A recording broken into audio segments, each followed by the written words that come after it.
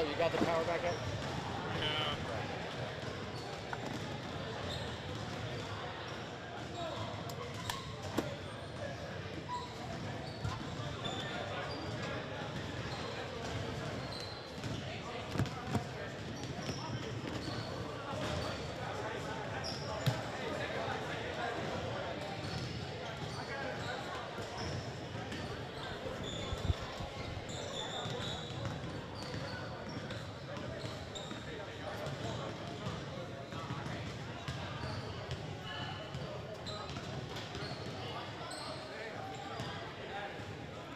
I'm gonna go potty. I'm gonna go potty.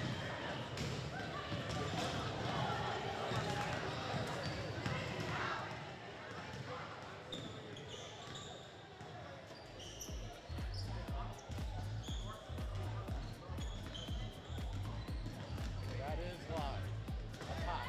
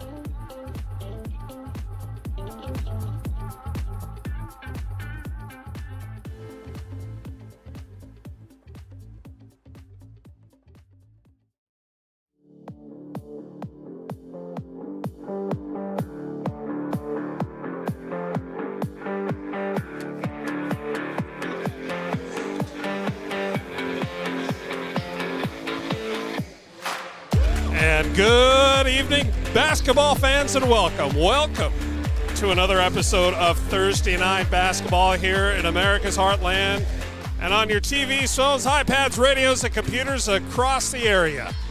We are coming to you live from Turner High School in historic Kansas City, Kansas, for this United Kansas Conference matchup between two teams who have one dream tonight, and that is leaving the Bear Den with a win. We will have all the action for you from tip-off to the final buzzer and all the excitement in between. In other words, friends, you will have a front row seat to all the action all night long. As both teams are now being introduced, starters have been announced as I welcome in my good broadcast partner, David Trimble. David, we're here at Turner for the first time, and I don't know about you, but I'm pretty excited. I think there's a lot of people here that are excited as well. And if the JV game that we had before this is any indication, we are in for a treat this evening because that was a fantastic game. And, yeah, I mean, the crowd, the players, everybody is pumped up for this one, and I think it should be a fantastic game. Let's go back 10 seconds. Did you just say that you brought us treats? I mean, maybe there was a language barrier or something like that. I did not mention treats. I thought I heard the word treat, but all right. Maybe somebody will take pity on us and bring us some up. The game was a treat, and we are in for a treat. Yeah, exactly. That's what I'm saying. In for a treat, and I'm saying, where's the treat? Well, 32 minutes that kind of treat of regulation is upon us. Lansing comes in with a record of 2-15, coached by first-year coach Stanford Wallace. Last year they were 2-19. They lost to DeSoto in the first round of the sub-state action. For the Bears and first-year coach Brett Esch, they spread a record of 3-16. Their lineup goes Ruby, number 4, Boyd, number 5. Ollie, 22, Jersey Hannah, all-time leading scorer here at Turner High. She's number 24, and Khalees Jones, number 25. And 25 is exactly who is tipping up, but it goes the other way in favor of the Lions of Lansing. Starting out is Jordan Kuntz, the 5'10 junior, going to be handling the rock. And she's calling for it over on the right side, but the jitters, maybe it was that broadcaster Jinx calling her out. Got a little bit too slick, early game jitters for both teams. Here comes Andrea Ruby. She was dangerously close to an over and back there, David Trimble. And again, I think that might just maybe be a little bit, I think all the players are well aware that we're up here and might be a little bit nervous, but. Heck, I'm nervous. I don't know about the players. And a long three. No good by Jersey Hannah. She had a good look, and she's going to take that shot every time they give it to her. And my biggest thing on that one was they had both teams had players crashing the boards on that one. The second chance opportunities are going to be pretty big. Jordan Kuntz tries to get it underneath. She had Addison Callaway wide open. Can't get it to go. Opportunity now for the Bears. Danielle Bear, and there it is. If they get hot, they are one of the hottest teams right now in the UKC when it comes to shooting the three. Over the past 5 games, they are shooting nearly 35%, which I know there's a lot of boys teams. Heck, I'd love to shoot 5%, let alone 35. Great pass, trying to thread the needle into Jordan Kuntz again. Hannah McNabb, the 5'6 senior, great court vision. Knocked out of bounds, going to stay in Lansing ball. Oh, I beg your pardon. No, sending her to the line as I look away and back. Jordan Kuntz going to be at the stripe shooting 2. And I think they got Boyd on that foul, and they called it a shooting foul. Danye Boyd on the foul. We had the opportunity to hear from a lot of these student athletes over the past several days here for Turner. And throughout this broadcast, as well as the boys' broadcast around 7 o'clock tip-off, we will bring you some insights beyond what you're going to see tonight on the hardwood. Kind of a look behind the curtain, if you will. There's Andrea Ruby. And she told us that she's going to be a sonographer. And not David thought she said stenographer. And so, of course, my follow-up question being, there's a nice three wide open, no good, but crashing the boards underneath. Right place, right time. That's Addison Calloway, the 5'8 senior. Makes it a 3-all tie, 6-12, 6-11 left here in the first quarter. And a foul on the arm. I think that's going to go against Garza, and that's going to be your first. Only one team foul for each squad. And if I'm the Coach Wallace, I am not necessarily upset about that one. She picked up her dribble, and so she went in to apply the pressure. Another three off the back iron. What you want. No good. Jordan Kuhn's been all over the floor, both sides. Comes up with the rebound, gonna walk it up. Dribbles to her left. Stops. Tries to find a cutter through. Nobody there to help with the screen. Into the lane, but a good job by Andrea Ruby to pick it. She almost has it picked herself, but she throws it away. Here come the Lions. 5.5 to go in quarter one. There's Kuntz being guarded by Ruby. Kind of a 3-2 outside-in approach by the Lions on offense. Oh, and they're going to leave her wide open like that. Jordan Kuntz, she's going to pop it. Going almost coast to coast was Alyssa Ollie. She had to stop it. Popping the three again, the all-time leading scorer. The all-time, I beg your pardon, not the all-time leading scorer, but Jersey Hannah has the record for most made three-pointers in her career for the Golden Bears. And she has to hustle to save the errant pass, but good on her for laying out. Here's Ollie walking it up into the front court. Hands it off to Khalees Jones. And right another there shot for that rebound. That great follow-up. That's going to be out of bounds. Off the shot clock. Now is where we would typically make our obligatory remark about the shot clock. Probably not going to be in play tonight, or at least it hasn't been so far. Both of these teams with an up-tempo type of offense. Wasting no time. Going from one end to the other. Here's Hannah Martinowski. And for the first time this evening, a couple of Hannahs. There's McNabb and Martinowski on the floor at the same time. McNabb gets it over to Kuntz again, and she drains it. Doubling up the score, 6-3, 4 minutes left. The first quarter. The first time tonight. The Lions are wearing their road reds. Great screen. Ooh, yeah. That's going to go the other way. And that was a little, we're trying to remain impartial here. That was a little ticky-tack. I don't think she leaned. She didn't lean or anything like that. Maybe just a shift of her weight.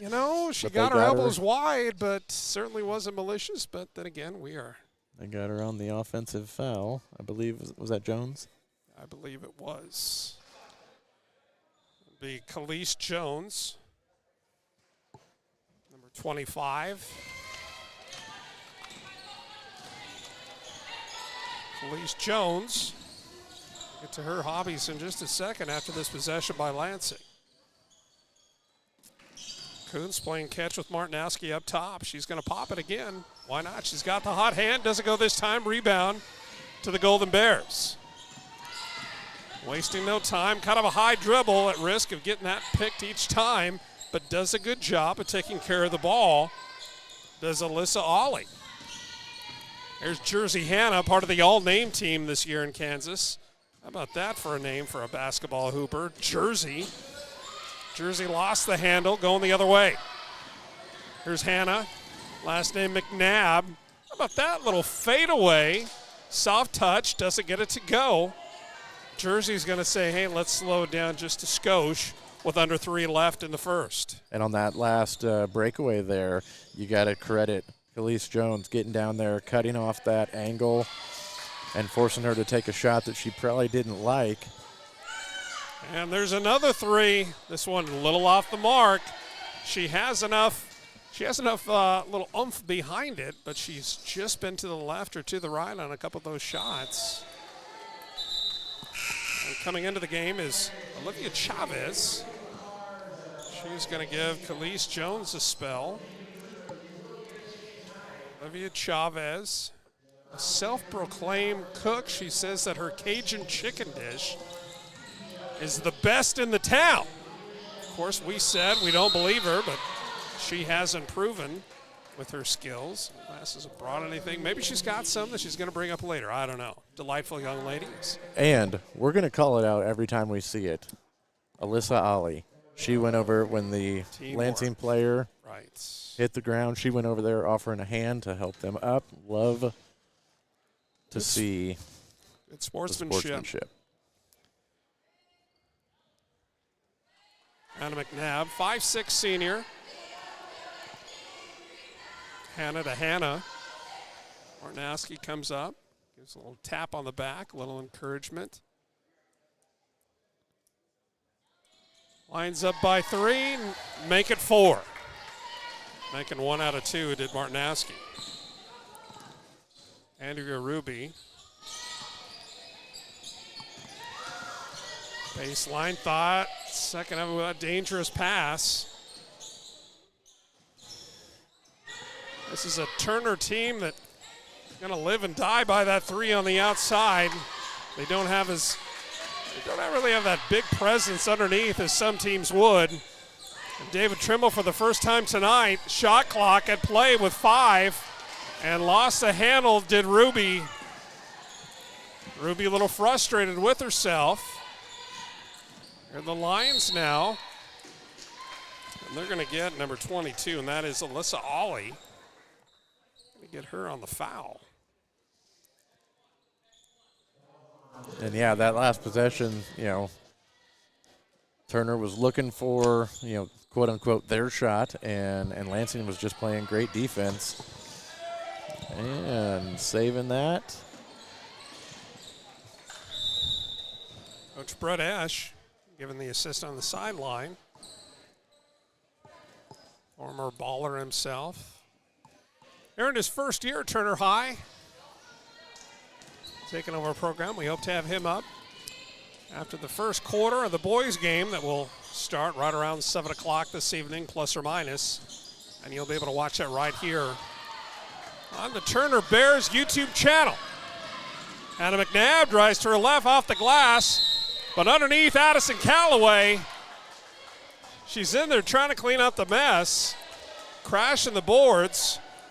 One of the calling cards of this Lion team, they are not afraid to get in there, put a body on someone to go up for those rebounds. And Olivia Chavez was playing good defense on that one. She went straight up, altered the shot a little bit, and then they were able to get the foul on the second chance was Lansing. 3 of the 7 points for the Lions coming out the stripe. Make it 4 with the little English roll. 8-3, just over a minute to play in quarter 1.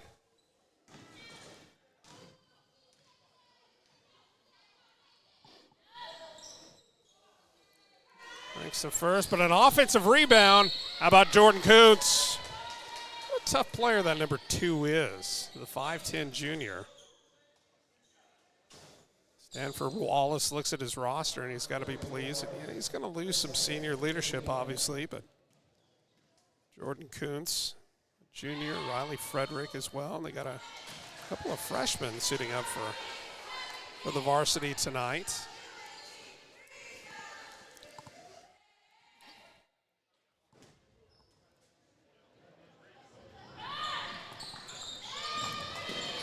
Kuntz makes the second. 7-point spread, 109-108.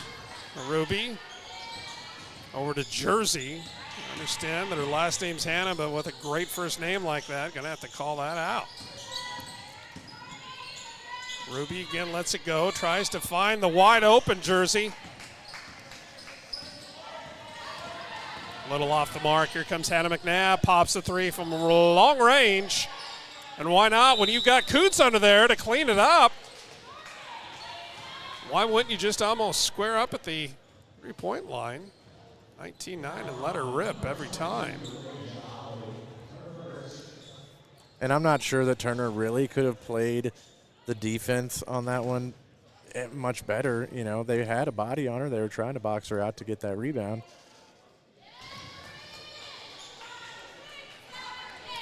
Or 5. 6 points, all from the charity stripe.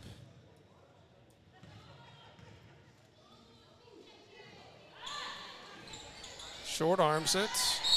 Almost an offensive rebound. That's a tough call. Addison Callaway respectfully disagrees. But she does the right thing. Not arguing with the officials. She's just going to kind of walk her way back to the other end of the floor and live to fight another day. I think one of the assistant coaches having kind of giving her an earful.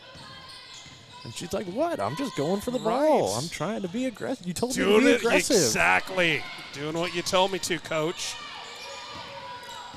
Chavez dribbles into trouble, and out of it comes Jordan Kuntz and company. Over to the right side, Callaway for 3. A little bit loose.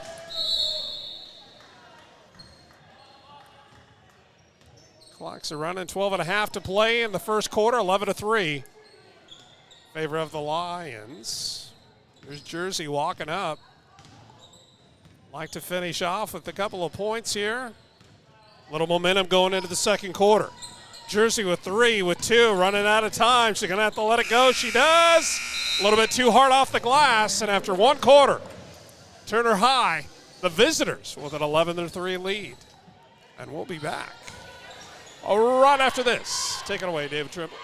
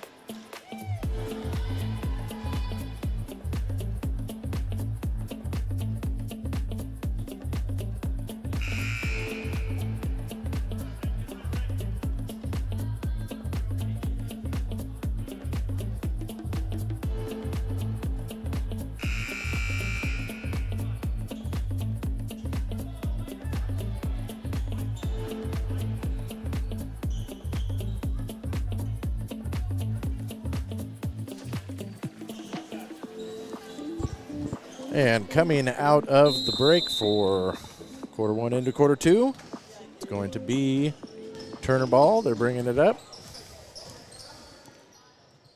Looking to get a little bit of momentum going here. And they pass it back out. Very nice inside out right there. Hannah Martinowski, the long rebound, beautiful bounce pass. Saw a young lady turn around and shoot that. Miss Garza. Good hustle by Jersey trying to get it away from the defender, her counterpart with the rock. Kuntz for 3. Number 2 for 3 yet again. Jordan Kuntz responsible for 80% of the scoring of the 14 points. Wait a sec. I didn't think there was going to be any math involved in this. Well, math during a broadcast, David Trimble, is sort of like when I do my taxes. I go for like 70% accuracy. So as long as we're in kind of the ballpark, so to speak, or in this case, the gym, then I think we're going to be all right. And Jordan Kuntz again, letting her rip. And both teams getting a little bit lazy on the rebounding front on that one. There were 10 players just standing there watching that shot go up. I'd like to see them getting a little bit more aggressive. Danye. And you know what? That's not a horrible pass. Danye had an opportunity maybe for a bounce pass to get it inside to Alyssa Ollie. But I think Alyssa Ollie was kind of turned the other way and didn't see it coming initially. She made a good recovery. Kept it from going to the team in red. Back to Ollie again from the elbow. Jersey thought about the 3. said, you know, I'm a little bit cold, and that's when that hesitancy starts. I'm going to say last touch by Felice Jones. Going back the other way for Lansing. Lansing 2-15 this year for Coach Stanford Wallace. You've had a number of games within 6 points. But early in the season, some of those games are a little bit wider. So over the past month or so, they've tightened those up behind play exactly like that. Addison Callaway puts it away, puts her team up by 13, 16-3. 5:45 left before halftime. Thought about the drive. A lot of one-handed passes for this Bear team. Might have to get those chest passes right. David Trimble. And I like what they're trying to do. They're trying to, drive over to one side, kick it back out, Sure. kind of switch the court up a little bit. But yeah, they'll be working on those. Shots there, they're going to take it. Throwing it into trouble. Callaway again, I think that's going to be her second foul of the first half. Indeed it is. Do you know how I know that, David Trimble? Because you count all of the nice shot there. Ruby had the right idea. Follows her shot, gets her own rebound. Callaway up against Felice Jones. There's Jersey. Plenty of time on the shot clock, 20-19. Good defense by Kuntz and company. She's going to go ahead and finish it, try to make her own shot. And look at that follow-up. Oh, and they're gonna wave that one off and get Ollie with the foul. You know, sometimes you wish that solid effort crashed to the boards by not the offending player, but another player on the team would offset some of those fouls. Not necessarily the game-impacting fouls, but as you mentioned earlier, that very technical term, kind of the ticky-tack foul. That's a beautiful shot there. Addison Callaway. Little baby hook almost. And I think that one was just more of a, kind of a rote memorization. She just has been, I think that's staying here. Very nice. She just knows where she is on the court, turns around and shoots. See Ollie. She comes in. She's only a junior. You see her right down there on the right low block. Jersey from NBA 3. Off the mark, and you can tell she's frustrated. But what's the best way to get out of a shooting slump? You just got to keep shooting. Iron blank so far. Only 3 points for the Bears. As I mentioned earlier, if some of these shots can kind of take hold for the Bears, as Captain Obvious would say, it'd be a lot closer game. And you're a Ruby. Another one of those players we had a fantastic conversation with. The stenographer. Sonographer. All right. Sonographer. Tomato. More like tomato orange. But do you remember what she looked like when I said, oh, so are you going to be a court reporter as well? Wonder what she thought after she told me she was going to be a sonographer. Who is this crazy person, and why are they asking me about being a court reporter? Addison Callaway, she didn't need much help from an X-ray, radar, whatever. She has just been money in the bank. Jersey rattles in and out. Jump ball, possession arrow in favor of the Lions. As a reminder, following this game are scheduled for plus or minus 7 o'clock. We'll have the Lansing boys, Varsity boys, take on the home team, Golden Bears at Turner High. Nice look to Hannah Martinowski.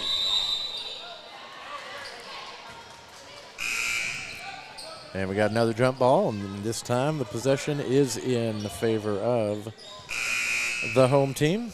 A couple substitutions here. We've got You know, Melania Lopez checking in. You know what else we have up here, David Trimble? We have my man Brian, a junior here at Turner High School. Going to be doing some halftime interviews at Coach Esch as he heads to the locker room. I have a couple of questions for Coach.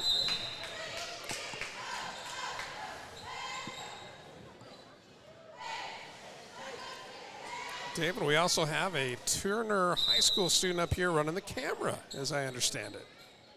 Absolutely, we do. We've got Gage up here. And, there's for her. A little bit of a scrape on her knee there, so they're addressing that. Yeah, I thought that was a treat bag. See her pull out this bag, and she opens it up, and I thought, well, there's candy in there. But next thing I know, here comes a Band-Aid. It's kind of a bummer, but I thought maybe I'd go down there and see if I could borrow a couple of pieces of candy. 307 left. Go ahead, David. Let's be honest. You do not have any intent in giving those pieces of candy back. Fair. Yeah, that's fair. So there would be no borrowing. Like my son when he's, hey, Dad, can I borrow a couple of bucks? Well, you know what, son? We both know you're not going to pay it back. Hannah McNabb taking her turn at a 3. Ricochet off of Miss Callaway. Going to go back the way of the Bear. Less than 3 before halftime. 17-point spread certainly isn't surmountable, as they say. What's the easiest way to eat an elephant? Well, one bite at a time, and maybe one basket at a time. Andrea Ruby had a good look from the short corner. Had plenty of length, just a little bit off the mark. Has been so many of these shots by the Bears tonight. They've had good looks into the game now. Lily Lopez getting some great minutes. Lily Lopez, only a sophomore. Good to see Coach Esch making sure that kind of getting in a good rotation, not only playing for tonight, but always, the consummate professional coach that he is, also looking forward to the future. There's Ollie again, setting a couple of screens. Continuation. They're going to say in the process of the shot, Jersey's going to the line. Jordan Kuntz, she's getting a knee hug perhaps from the trainer. No, she's not. She's getting, what is that? Is that a brace? I think they're just throwing a little bit more, maybe of the kinesiology tape on there to. I don't understand those big words. Yeah, that KT, a lot of people talk about it and how it does wonders. Tried to put some around my head, thinking that would improve my intelligence. It did not work. Not enough tape in the world. Thanks a lot. 22-5 following those 2 foul shots put through by Jersey. That's one of those little sparks they can certainly build on to gain a little momentum and claw their way back in. And I'll tell you what, Alyssa Holly is a menace. Isn't she, though? On the defensive end. 100%. And she's one of those players that hasn't played a lot of ball.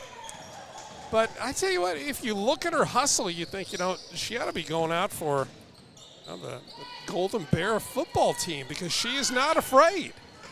And in and out again.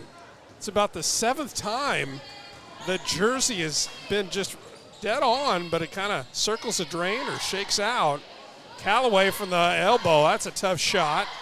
Can't get it to go, but an offensive rebound. Here's Hannah McNabb. She's going to have it picked off. And who is that? Who is that, David Trimble? The Pest. The Pest. That's what we're going to call her. I'm sure she'll really appreciate that nickname. Alicia Ali. I mean, Dennis Rodman. I know her last name is Ollie, but can we it's like the Theismann thing, Thiesman. Can we call her Ali? Look at that. How about that? Alyssa Ali. Throwing haymakers, 24-7, 35-34 left in the second quarter. And it's kind of a buzzkill for the Turner Bear fans. Hannah McNabb hits it from 15, 27-7. A long 3. halfway between the three-point line and midcourt. But you can never make the shots you don't take, says Khalees Jones. 10, 9 on the clock. Baseline drive, short corner is up. Peterson had the right idea, and there she is. The pest. Tell you what, give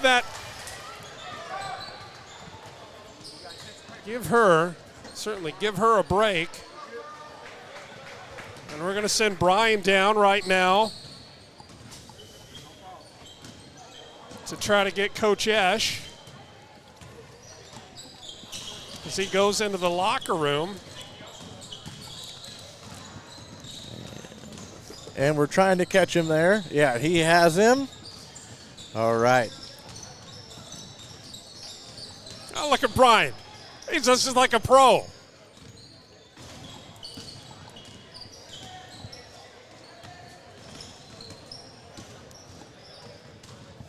I think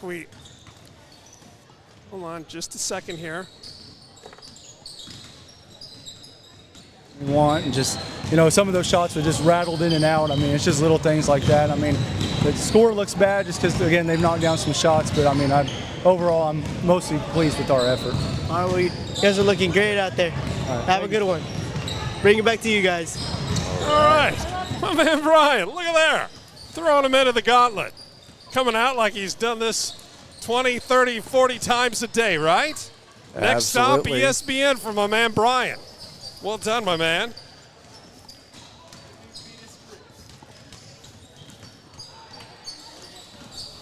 As we see the boys' teams, the varsity teams from Lansing and Turner as well, take to the court, do their warm-ups. We're going to step away. We'll be back with some halftime stats and more.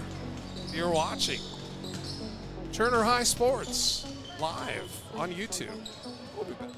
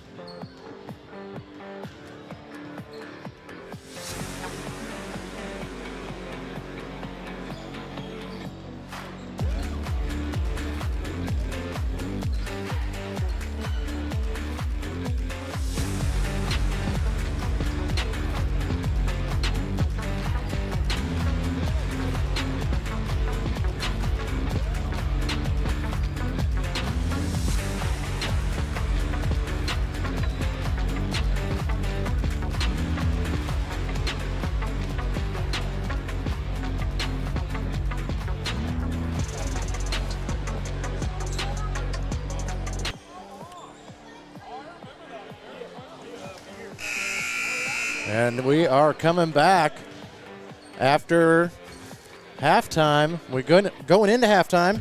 The score was 27-7 in favor of the visiting Lansing Lions. Coming out of the break, what's the score, Sean? Did it stay the same? It is 27-7. It's a 20-point spread in favor of the Lions. So we start quarter number 3 here at Turner High School. Glad you're with us on the Turner Bears YouTube channel. I tell you, we have the good fortune of traveling around the Midwest on occasion. We see a lot of different sports, a lot of different facilities, certainly a lot of different approaches to administration and the like. I cannot tell you that we've had an equal experience anywhere else besides the one that we've had over the past couple of weeks here at Turner High. From the administrators all the way down to the players have been absolutely top-notch. And quite frankly, I'm kind of getting excited about coming back here next year. Doing a couple of games. Don't know about you, David Trimble. And, yeah, like you said, everybody – oh, look at this pressure right here. I like it. How about that? Not good pass. Going to break that. And like you said, everybody from, the administration all the way down to the players. Everybody – I mean, especially the players. When we were meeting them, they were so nice, polite.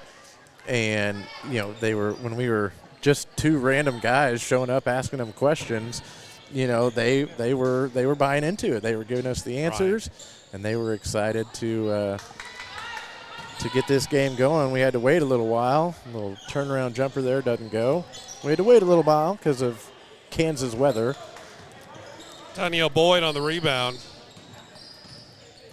But yeah, a little bit different. I think we're still at around, 56 degrees, which is about, 66 degrees warmer than the originally scheduled game date. A little pickpocket by Hannah Martinowski. She thought about taking it herself. She brought it down. Analysis, paralysis, indecision. And she knows it, the young lady. But, hey, great effort to get her there. Leading all scorers for the Lions after 2 quarters. Addison Calloway with 11. Jordan Kuntz also in double digits with 10. Hannah McNabb with 4 and Grace Malm with 2. For the Bears at Turner High, Khalees Jones leading all Bear scorers with 3. Ollie and Hannah with a bucket apiece as well. Last touch by, might have been Lily Lopez, number 20, only a sophomore, getting some great minutes here for Coach Esch. Kuntz going to go and pop the 3. She hit a couple of those in the second quarter. A little bit of a heat check, 27-8. Certainly not an insurmountable, and that's nope. And Andrea Ruby, she was just trying to help out her teammate, trying to pick up the ball, kind of lost the handle. She said, "That's the last time I'm going to help you." No, I say that tongue in cheek, of course. Hannah McNabb. She likes right over here on the right wing. Rebound underneath Addison Calloway. What a tough player, getting another offensive rebound. Lily Lopez, number 20, she's only a sophomore. She's kind of brought a little spark, a little energy to this Golden Bear defense here in the third quarter. Calloway, just like we drew it up many times before. Jersey lost the handle. Going to stay in possession of the Lansing Lions. And I think that was just, she got the rebound, turned around, wasn't expecting anybody to be there. Hannah McNabb, short corner shot, no good, a little bit short. Here's Andrea Ruby pushing it up for the Bears. Pulls it up. I am tempted to go down and talk with the delightful Andrea Ruby, and she's an absolute delight. And over the course of I'd say the coming week and a half, 2 weeks, we're going to put together a video highlighting a lot of these Turner Bear players that gave us a little bit of their time and shared some insight about what goes on when they're not playing basketball. There's a great play, a little drop step off the glass and in. Addison Calloway, first bucket of the second half. She's got 13 out of the game to lead all scorers. A long three. It's the support structure above.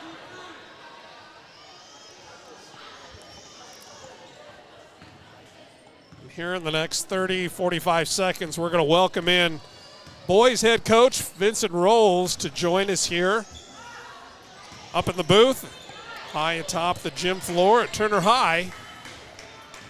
Here's Jersey Hannah going to walk it up, long pass ahead. She had the right idea.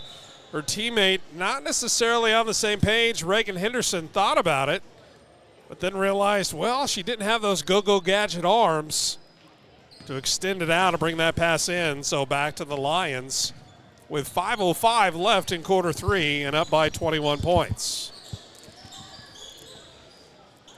Another offensive rebound. Kicking it back out to Coots. Offensive rebound underneath by Callaway. Callaway has 13 points. She's got 11 rebounds.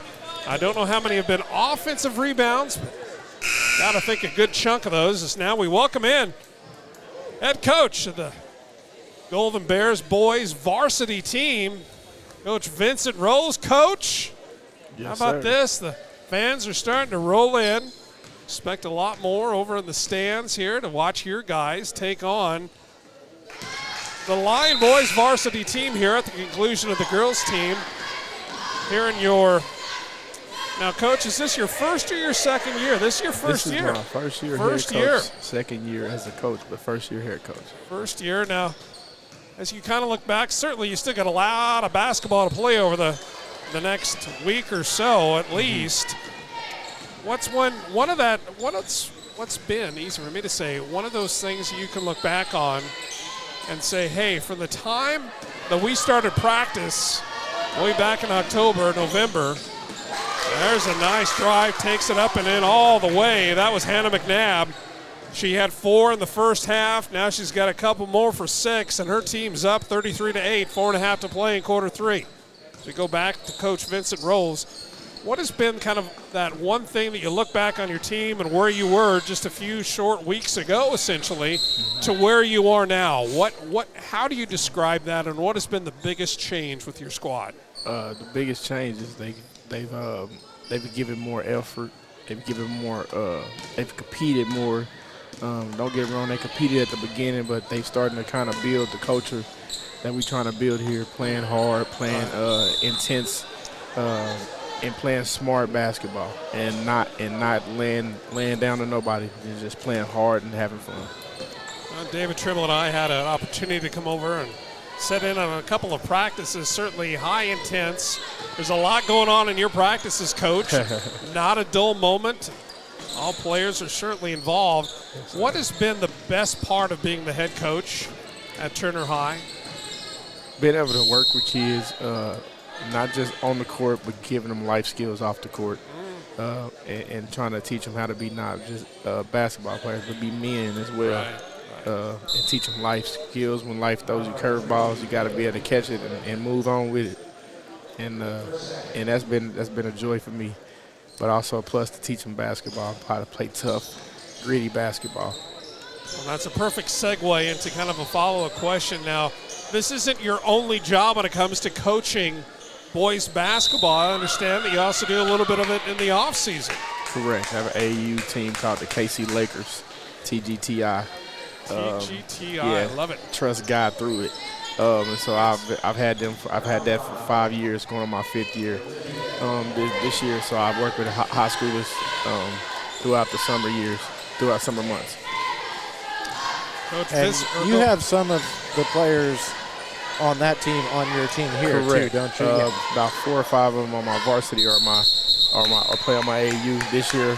I anticipate having a lot more to get them adjusted to the style of play that I want them to play for the next 5+ years. 33-8, 3:18 left in the third quarter. Beautiful end. Why not? She was right there. Addison Callaway again. She's got 15 on the night. Impressive for the 5'8" senior getting it done. For the Lions, the Lion boys come in kind of with a similar path as your boys, Coach, have this season. kind of started out some of those games a little bit wider than you would have liked, but over the course of the past several weeks, those losses, even though, hey, maybe instead of a 20-point loss, they're down to 4, 5, and 6. And, looking at the spread of a couple of those games, you've certainly made a lot of progress. I mean, obviously look at like the Piper game from just a couple of weeks ago. Yes, sir. Why has that been such a stark transformation? What has been that switch that has flipped with your players over the past, say, 3 to 4 weeks? Mentally, they're just getting it. I think it takes a while to break some habits that we have, and so now they're finally getting it. How we want them to play, aggressive, smart, quick, and they're finally starting to get it and just play. We're not the biggest team, as you can see, as you'll see tonight, but we just got to be scrappy, and they're finally starting to get it. Just be like little mice all over the court. And isn't that great when you can finally see? You're sitting there, trying to give them, the instruction and be like, okay, if we do this, we'll do that. When they finally see, oh, hey, all right, Coach might know what he's talking about here. Maybe, if we do, she knocks down another 3. If we do what Coach is saying, we might be able to find a little bit of success here. Yeah, that does feel good. Yeah, because in practice, I actually play with him a little bit and show him I'm just not a talker. I know how to play the game too. So, so they get to see it. Now, you didn't just play in high school, did you, Coach? Tell us just a little bit about your post-high school career. Yeah, I played for a year at Southern Utah, So I played there for a year, and that was a joy. I learned the IQ and understanding how to play the game smart for that short time there. Right. Yeah. Can't let you go without mentioning there's another Vincent Rolls in the family. I had a pleasure to cover DeSoto just a few years ago at a tournament I'll never forget. I mean, just a wide body, kind of a steamroller, but he had a soft touch about him too. Yes, sir. Now, if I ask his mom who that young Vincent learned those skills from, is she going to say her, or is it going to be you? It's going to be me. Okay, Hey, all right. Looks like me. He plays like me, everything. All right, very nice. Well, Coach Vincent Rolls, he's going to be preparing to take on the Lansing boys here after the conclusion of this game. Scheduled tip-off right around 7 o'clock. Coach, we appreciate you taking some time. Wish you the best of luck against the Lions, and hopefully have you up here on another broadcast soon. Thank you. I appreciate you all. All right, Coach. Have a good one. Coach Vincent Rolls in his first year here at Turner, taking a team that the last couple of years maybe not as energetic, certainly as the team is this year. It's been evidenced by kind of their progression, especially in the second half of the season, but we'll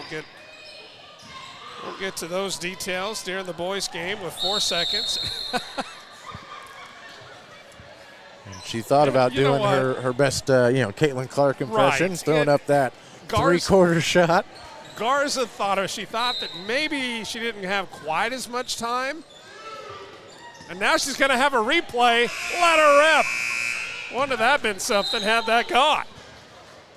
Dina Garza, the 5'8 senior, lets it go from half court. Falls a little bit short, but luckily and fortunately for her teammates, they're sitting on a comfortable 30-point spread with 8 minutes to go here at Turner High, 41-40.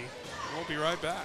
Live on Turner Bear Sports. How about that? I like it. All right, Turner Bear Sports. We'll be right back.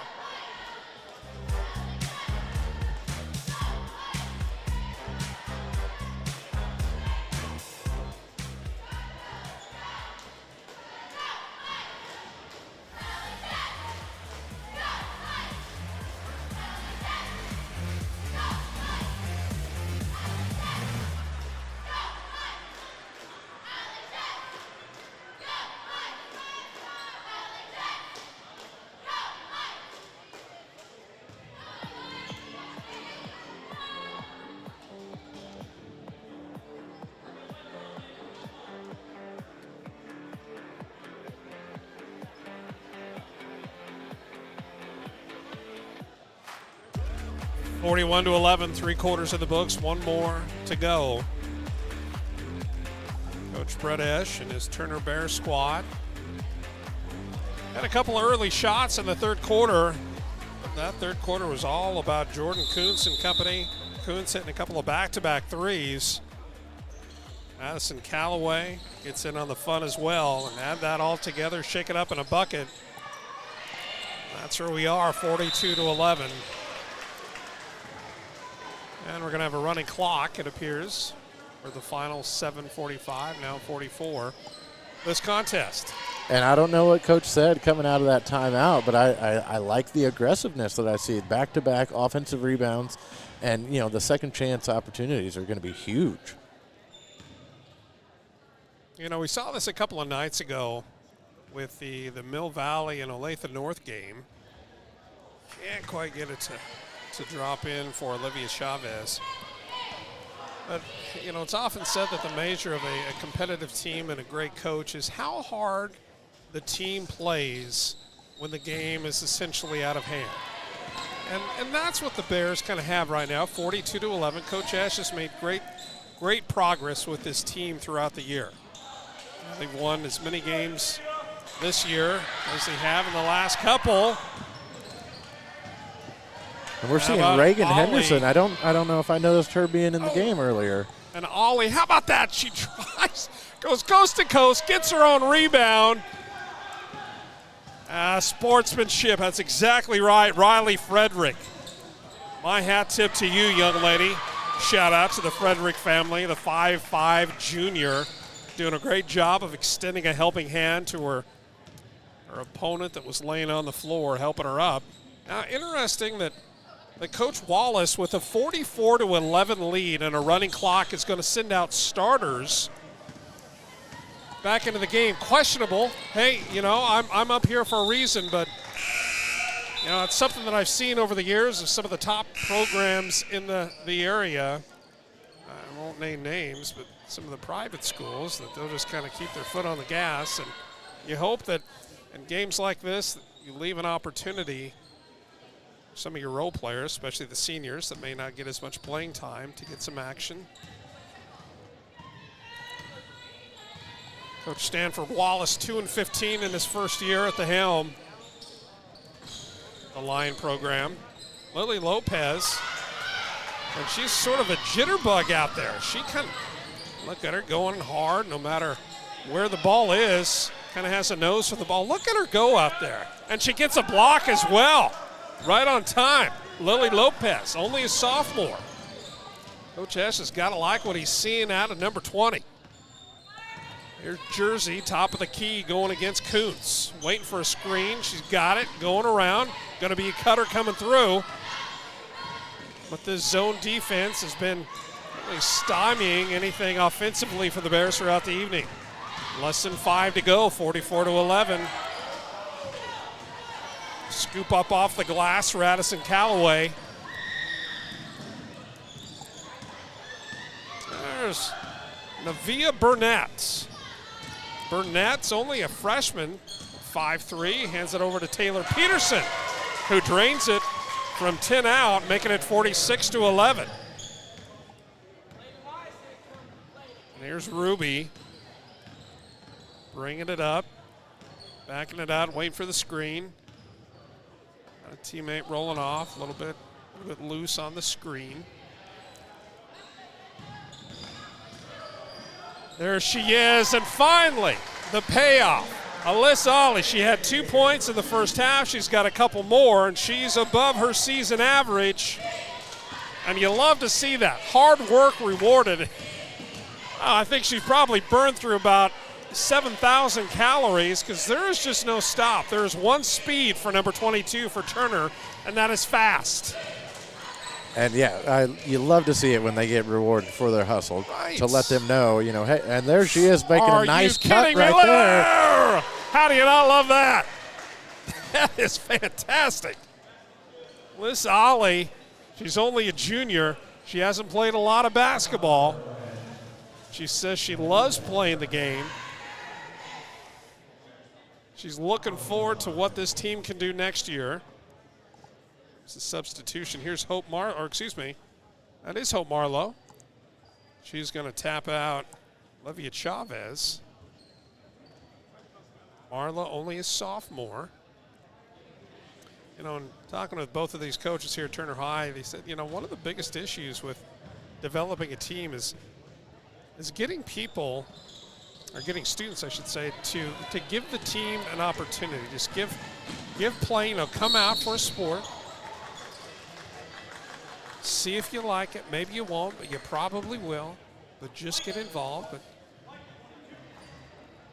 said that there's also kind of a reluctance for players that maybe don't have as much experience playing basketball, assuming that, well, maybe they're not going to be good enough, not going to be able to play, but it's certainly not the case here. It's a wonderful opportunity for any of the underclass players that might be listening. And that's one of those things where, as a coach, you know, we heard Coach Rolls talking about, you know, it took him a little while to break old habits and to get into, you know, the style of play that he wants to play.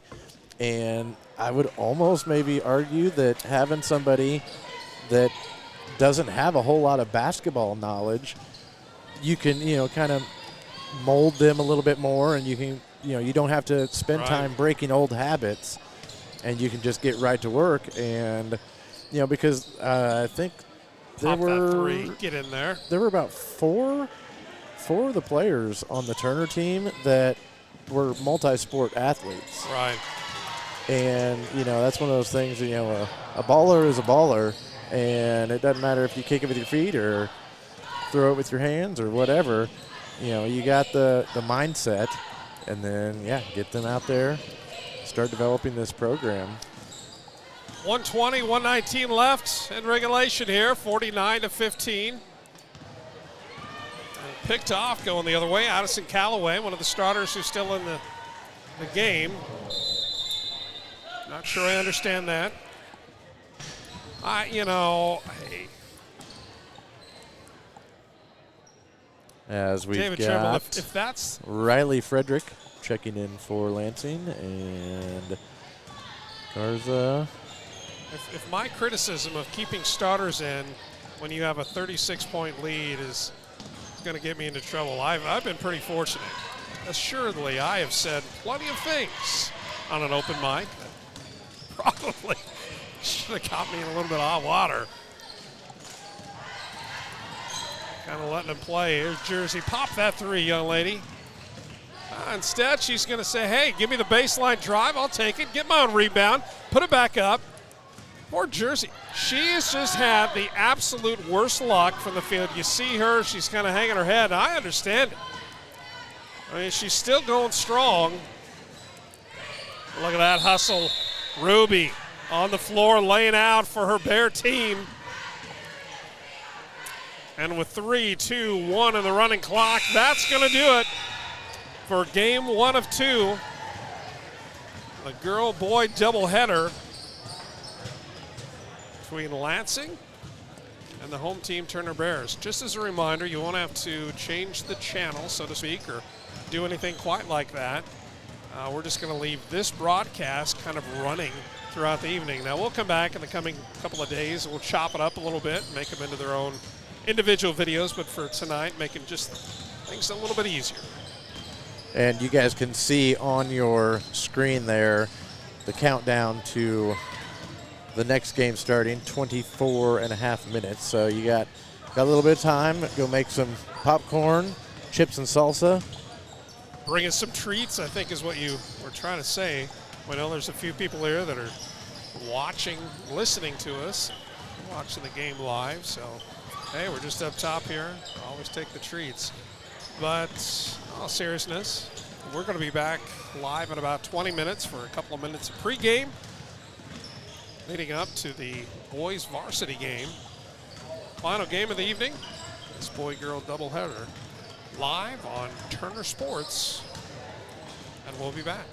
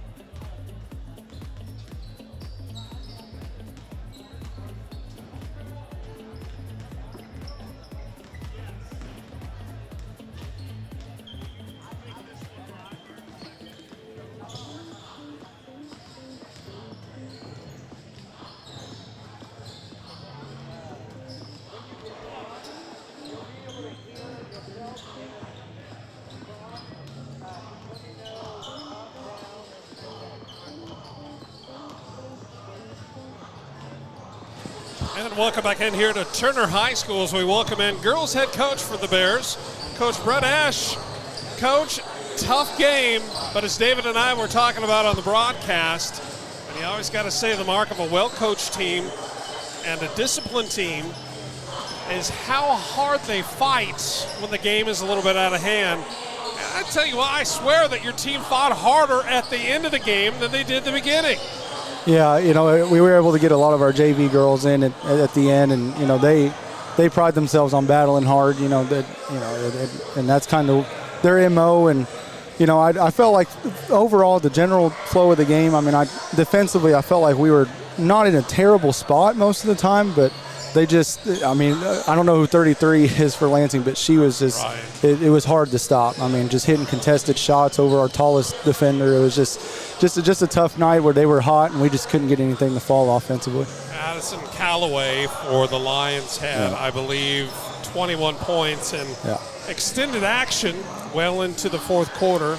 But enough about that. We talked about that at length during the broadcast. Coach, you've got a nucleus of younger players. Now, I know that, obviously there's still quality time and opportunity to make a splash for the remaining week or so of this season, but you've got to be encouraged by what you've seen in their play on the court by your underclassmen. No, 100%. And the thing that's interesting about them is, a lot of these, this is their first year playing basketball. Right. They're first, second year players. We have a couple sophomores that didn't come out as freshmen. They came out as sophomores, and they just battle every single, they're diving on the floor for loose balls. They get rebounds, and that's why we're so excited about this. I'm so excited for the future, the next year or two for this program, just because we have a good group of girls that are committed. This is the first time that, that we've been able to play 3-game nights, with the C team and a full JV in I don't know how many years, and that's really a big pride point for us this season. And Coach, if you could just make sure that Alyssa Ollie knows that I called her a pest, because she is just a pest when she is on the defensive end. But make sure that she knows that that's a good thing. Dennis Rodman, the pest, back in the day, he was just, for all of his flaws and everything, defensively he was amazing and rebounding. She was all over the place. Yeah, Alasia is she's a firecracker. She's, it feels like sometimes her body's her head's moving faster than her body. But man, she is just 100 miles an hour all day long. She's a phenomenal track and field athlete, and as you can probably tell how she runs up and down the court. Right. And she is. You think her play's electric. You see her personality. She's making everybody laugh all the time. She's one of a kind. She's special for sure. Well, as we draw closer to the boys' tip-off here, Coach, if there are some underclass or maybe some youth in the Turner community that want to know more about, hey, how can they get involved in playing a little bit of basketball, what advice would you give to them? What is the path to potentially someday suiting up and playing for you here at Turner High? Well, Turner Rec Commission does a great job. One of my assistant coaches, Reagan Sanchez, works at the Turner Rec Center, and she's big on recruiting all those youngsters to get out there and play basketball. And you kind of see it everywhere, just lower numbers with girls in basketball. And there's just, it's a weird trend, but I grew up around girls basketball. I love the teamwork that it takes to be successful. And so it just getting involved in the rec and in the middle school, and then we had our Future Lady Bears night, had a lot of them with us, and that was a great night. So Coach Brett Esch, head coach here of the Turner Bears girls team. Tough one tonight, but the future is certainly bright, and the arrow is pointing in the right direction for your squad. Thanks for taking some time and joining us this evening, and we look forward to seeing you more in the future. Absolutely. Thank you, guys. All right. Thank you. Once again, that was head coach Brett Esch, Turner Bears. Tough loss tonight against the Lions of Lansing. As I mentioned earlier, I don't know that I've seen a tougher team or a team play as tough as the girls did, even though the game was kind of out of reach.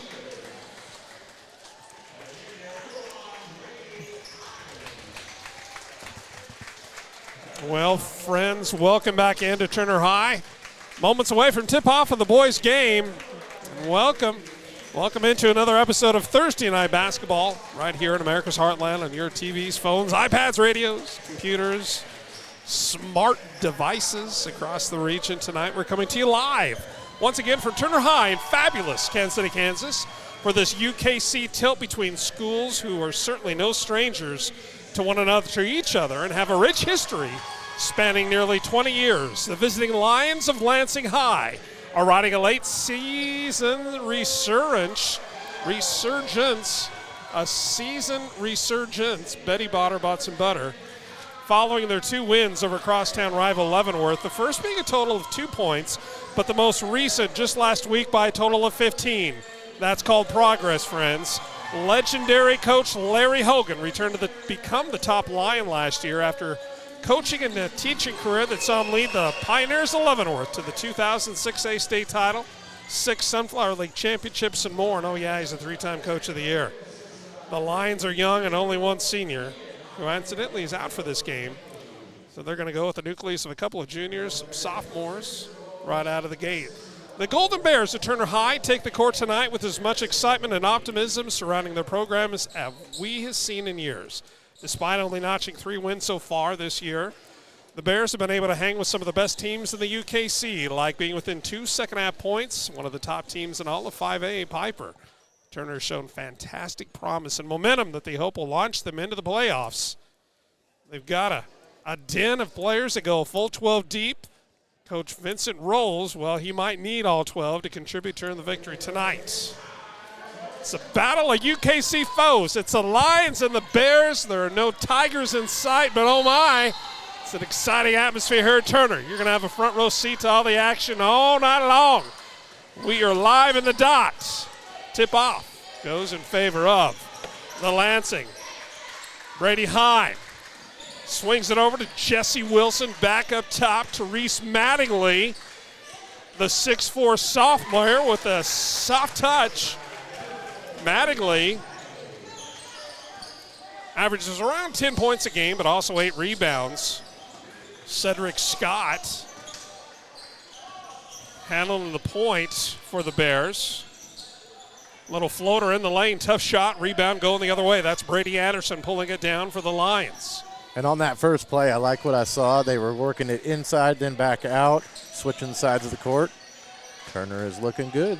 And friends, both of these teams have high-powered offenses that have one speed, and that is just fast. 4-0 early lead by the Lions. But here comes Follick and crew.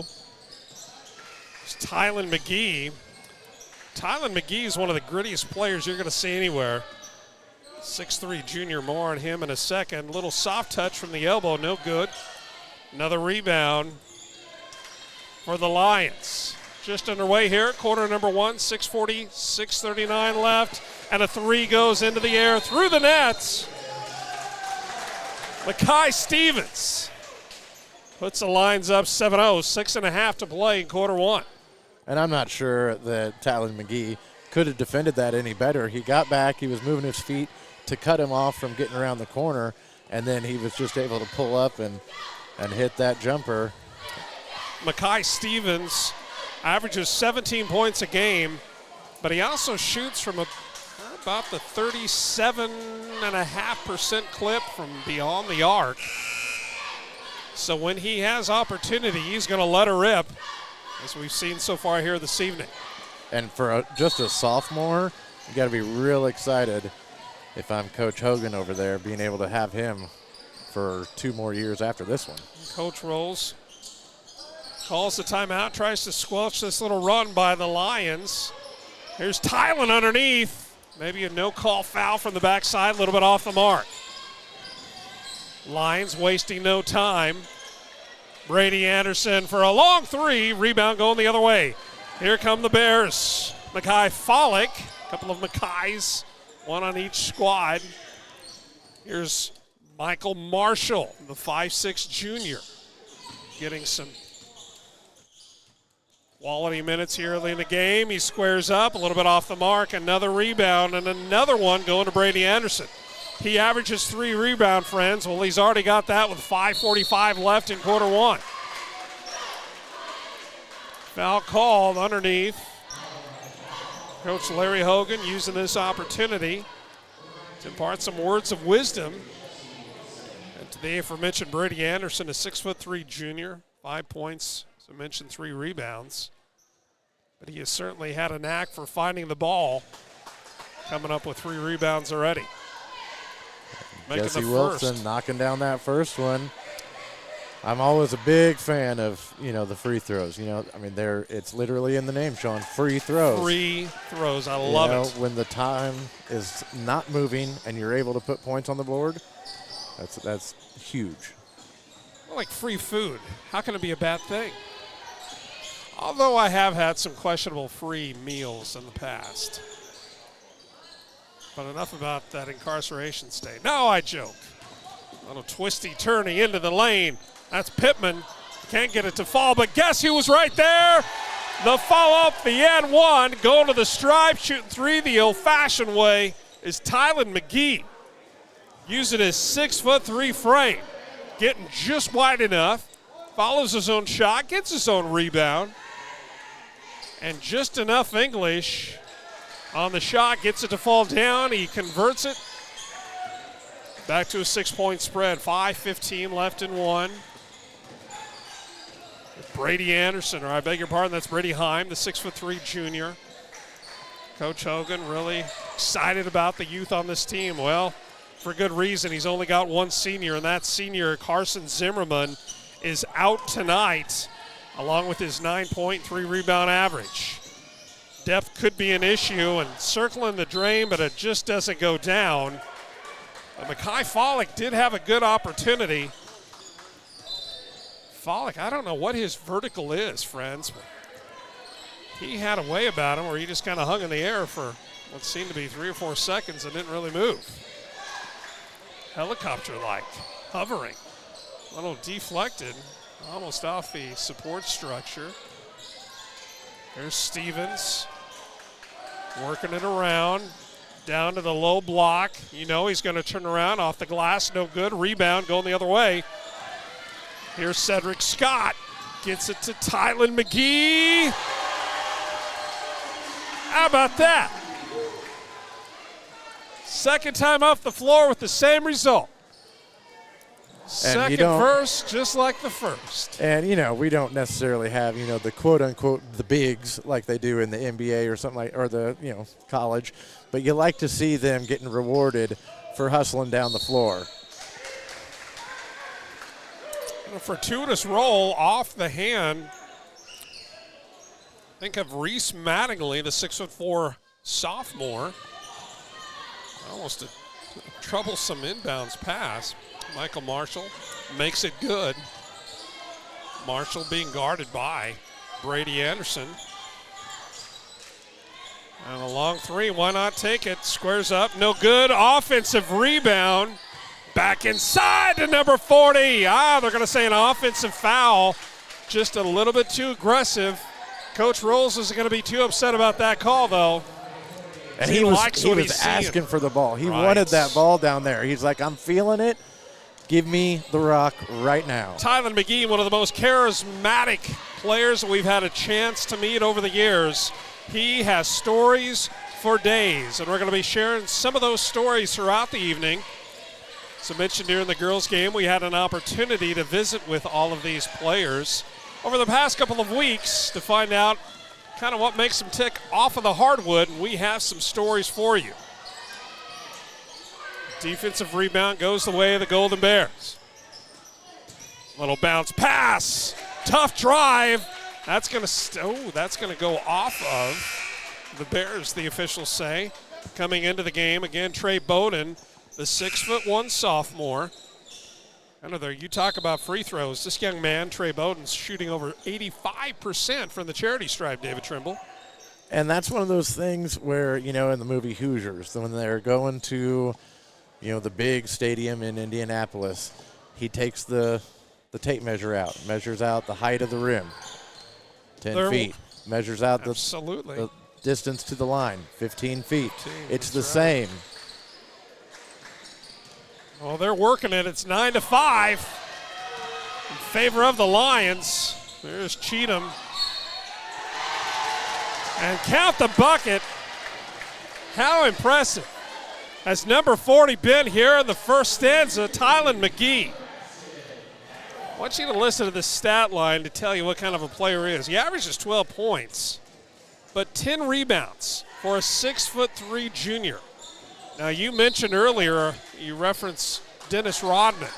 Now, he's obviously an NBA player, but he wasn't Shaq-like large. He didn't take up a lot of space, not a lot of displacement there. Same thing with Tylen McGee, but somehow they find a way through tough, gritty play. And McGee has brought his Bears back within 2. 2:44, 2:43 left in the first quarter. Nice screen set by Stevens. Not quite nice enough. Here's Scott switching his hand to the right. Cedric Scott, despite his 5'5" frame, using his body to his advantage as he goes up strong. Kisses it off the glass, but more importantly for him and the Bears, draws a foul. He's going to be at the stripe shooting a couple. And that was all caused by him on the defensive end. He was able to poke that ball out, and then they had the wherewithal to see that he was open. They dished it off to him as he was streaking through the lane. Got that one up. Streaking. As he was moving very quickly All through right, the lane. yeah, that's a little bit more appropriate, David. There's Scott, makes them both, and friends, we got a tie game. 2.5 left in the first quarter. Here comes Brady Hine, trying to breathe a little bit of life back into the Lions, who've been scoreless over the past 3 minutes until right now, right on cue, my man, Makai Stevens. He's got 6, couple of threes in the first quarter, well on his way to his season average of just under 18 a game. A little bit off. Michael Marshall, he knew it when he left his hand. Almost got turned around. Defense by both squads here tonight. And when you're feeling it, oh, you just got to keep shooting. Makai Stevens for the 3rd time. The first quarter. Drains the 3. He's got 9 of the 15 for the Lions. There's number 40 again. You know what? He camps out there. He's just waiting. Like you said it best, David Trimble. He wants the rock. He stands underneath there just saying, hey, feed me. And feeding the bear. What do bears eat, David Trimble? Any and everything. Anything they want. I think they are apex predators. And that is exactly kind of the play that we're seeing. How about that little floater? A little bit too hard, but guess who's right there? That's McKee. Forcing the jump ball, possession arrow. Believe it favors right now the Bears. Yep, we're staying here, and we got Alex Martin checking in. Coach Rawls giving him some marching orders as he's coming in the game. He's spreading the word to the other players. Alex Marin, the 6'3" senior. Senior? I was going to say, is there a sooner? Is that a mixture between a sophomore and a senior? I don't know how they do that. He's on his way to Norman, but before he gets there, he's got a little bit more ball to play. Alex Marin, he says he likes to listen to music and chill in his free time. Said his dad used to be a wrestler. Pretty good one. Short corner shot by McGee. That's not a sweet spot. Offensive rebound again. Back-to-back McGee. Off the back iron, heel the rim. Not being generous. Now, how about that? Jerron Cheatham. The sportsmanship, we're going to call it out every time. Every Sean. time. I tip my tap. I tip my tap. I guess I could be a tap dancer. I don't know. But I tip my hat to Jerron Cheatham. Great job of extending a helping hand to his adversary that was on the floor. A little backcourt trap. And, oh. I think Coach Rolls was looking for a palm or a carry. And again, tough fight underneath by Jesse Wilson. Wilson gets the points and a trip to the stripe. And his team's up by 6. Oh, they're all tied up at 11's a short while ago. Until Makai Stevens, a couple of back-to-back threes. Make it 18 to 11, a 7-point spread, 47. And right now, both left. teams are getting good second chance opportunities. They're both hitting the offensive rebounds, and really, you know, the 7-point difference is pretty much just told by Turner can't get those to go, and they can't capitalize off the second chance. And Lansing has. That's going to be the 15th foul called against the Lions. No one on either team has 2 fouls. So no one in foul trouble yet. At the line is Cheatham, first name Jerron, twin brother of K-Ron, both seniors. Jerron averages around 4 a game. This is the first.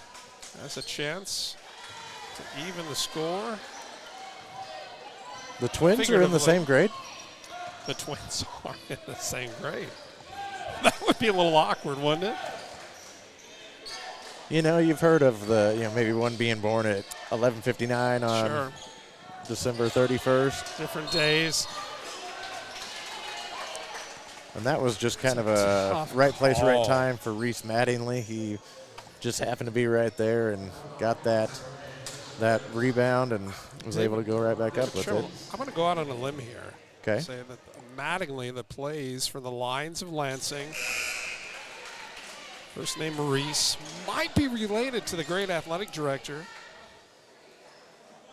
I just call him Mr. Mattingly for Lansing.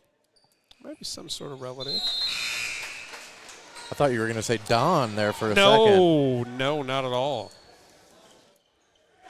20-12, 15.3 left in the first quarter. Bears would like to get a little bit of something to build on going into quarter 2. 9 seconds, 8. Into the game, Darrell Thomas, the big body. Intercepted, errant pass, long 3. Trey Bowden with a Cephas-like shot from about 30 out. 23-12, 11-point spread in favor of the Lions after 1 quarter. Here at the Den, the true Den, the Golden Bear Den. Turner High School. And we'll be right back. Live on Turner Sports Live.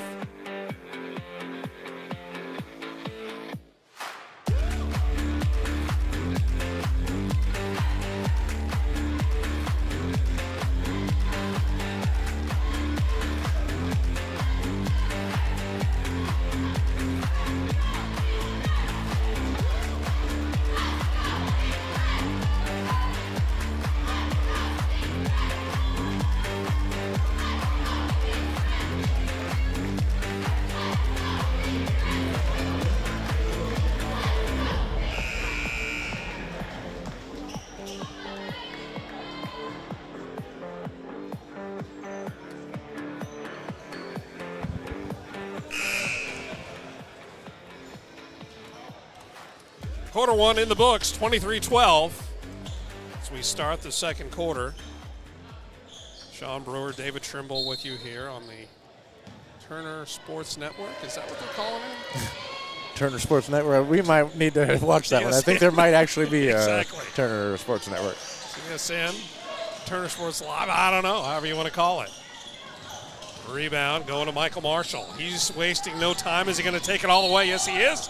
Off the glass. It's exactly what they tell you to do when you're going at a defender and they're off balance like that. You go as hard and as far as you can, draw the foul. Trying to make a couple of easy shots from 15. Michael Marshall is going to try to do right now. Marshall, 4-point average. Averages a couple rebounds, an assist, a steal. Multi-tool player, covers a lot of ground in a hurry.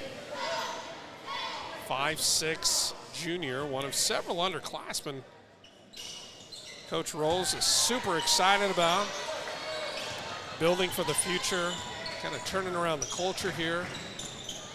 So we heard, and toward the latter part of the girls' contest, we had Coach Rose up here giving us a little bit of time, and he talked glowingly about how he feels that his team has really started to turn the corner because they understand what it takes, which is hard work, dedication, teamwork, in order to kind of take that next step. And stepping into the shot again, Trey Bowden. He had just been nasty from the left side. Doubling up. the Bears are the Lions, 26-13. It would be fitting if both squads had a player named Tiger. So we would have Lions, Tigers, the Bears. All right, that's the only time that I'll make the joke. All right, maybe a couple more times. Well, Tiger, you know, that can be a nickname too. We can just pick somebody and be like, there's Tiger. Turner now kind of that 3-2 or that 1-2-2 zone.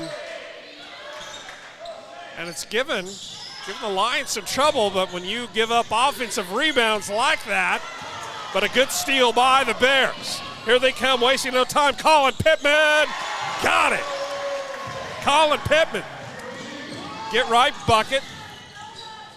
Closes the lead to 11. Offensive rebound, back-to-back offensive rebounds. And why not get it to your hot hand? Trey Bowden is lethal. Mentioned that he shoots 85% from the charity stripe. Came in right around 30% from three. Why not if they're going to give it to you? How about that, the big fella? Jarrell Thomas, 6'4" sophomore. Coach Vincent Rolls said he's one of the most raw players with as much potential as he's coached in his tenure. Coach Rolls also an AAU coach in the Kansas City area. And as I say that, he told me the name of it, TGIT? The Lakers? God. Well, the team is the Lakers. Right. But then he referenced TGIT. Through God, or T. You know what? I think we're just going to ask him at halftime. Offensive rebound goes to Colin Pittman. Going to reset it. Fresh shot clock. Nothing. They're going to need it. Baseline. Almost run into the sixth man. He wisely pulls it back. This Marshall. Makai Follick kind of frolics into the paint as the ball knocked out of his hands. So as mentioned about Jarrell Thomas, he's a big boy, 6'4", but only a sophomore. Just really kind of starting to learn the game, as are many of these Turner Bear players. When we have the opportunity to visit with them, one of the questions we ask is, hey, how long have you been playing basketball? Sure, you got a good chunk of them, about half the team talked about playing since they were just old enough to dribble the ball. But then there's others that said that really it was only because of Coach Vincent Rolls saying, hey, I've seen you play a little bit, whether it's, a little pickup ball or NPE or whatever it is, and said, hey, I think you have an opportunity to help the team. So in Coach Rolls we trust. Do the Golden Bears. Whenever I say Golden Bears, I look around for Jack Nicklaus. Here's Cedric Scott. Hasn't had too many good looks at the basket yet. And back to a 2-3 zone, kind of giving Turner a taste of their own medicine. And that goes down before the clock rings away. 29-17 following the Tylen McGee shot, leading all scores for the Bears. A little bit of a heat check. Kai Stevens, he's got 9 points across 3 threes. See how quickly I did the math there, David Trimble? And you didn't even have to take your shoes off. That is pretty impressive, if I must say so. Thank you to Siri for the assist.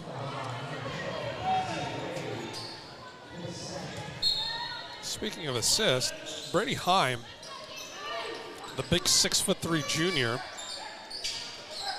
he averages around 5 assists a game for this Lion team. A little bit too hot to handle. Right idea, might have got just a little bit too. Oh, they're going to say that it was last hit by a Lion. Oh, somewhat of an aggressive pass. 2x2 inbounds. They're going to reset it up top with 20:19 on the shot clock. Makai Follick and crew. Follick behind the back. A little bit out of sorts defensively for the Lions. And making them pay is Colin Pittman. Now that's a beautiful left to the right. Little do-si-do inside the paint, up and in. Mackay Stevens shows us why he's one of the top players in the UKC. Well over halfway to a 17-point average on the year. Short arms, no good off the side iron.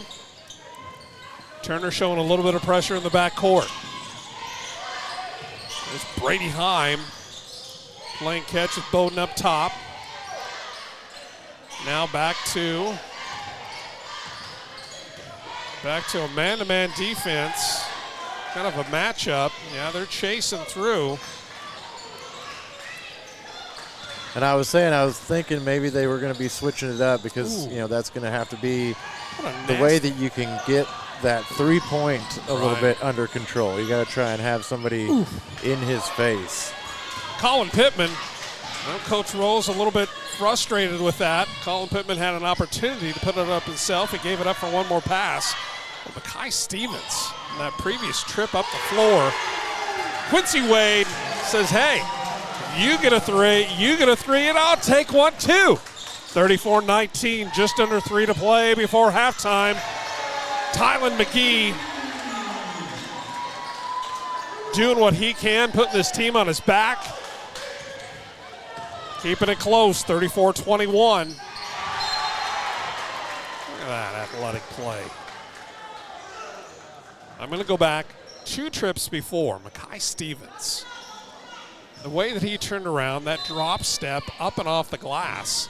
He's only 6'3". He plays like he's about 6'10". Quincy Wade again. Look at that. Tylen McGee, are you kidding me? And he's saying, give me the rock. He wants it, standing at the free throw line. There he is. He says, all right, I see 3 red trees into the lane. But guess who's right there fighting for the offensive rebound? That's Tylen McGee.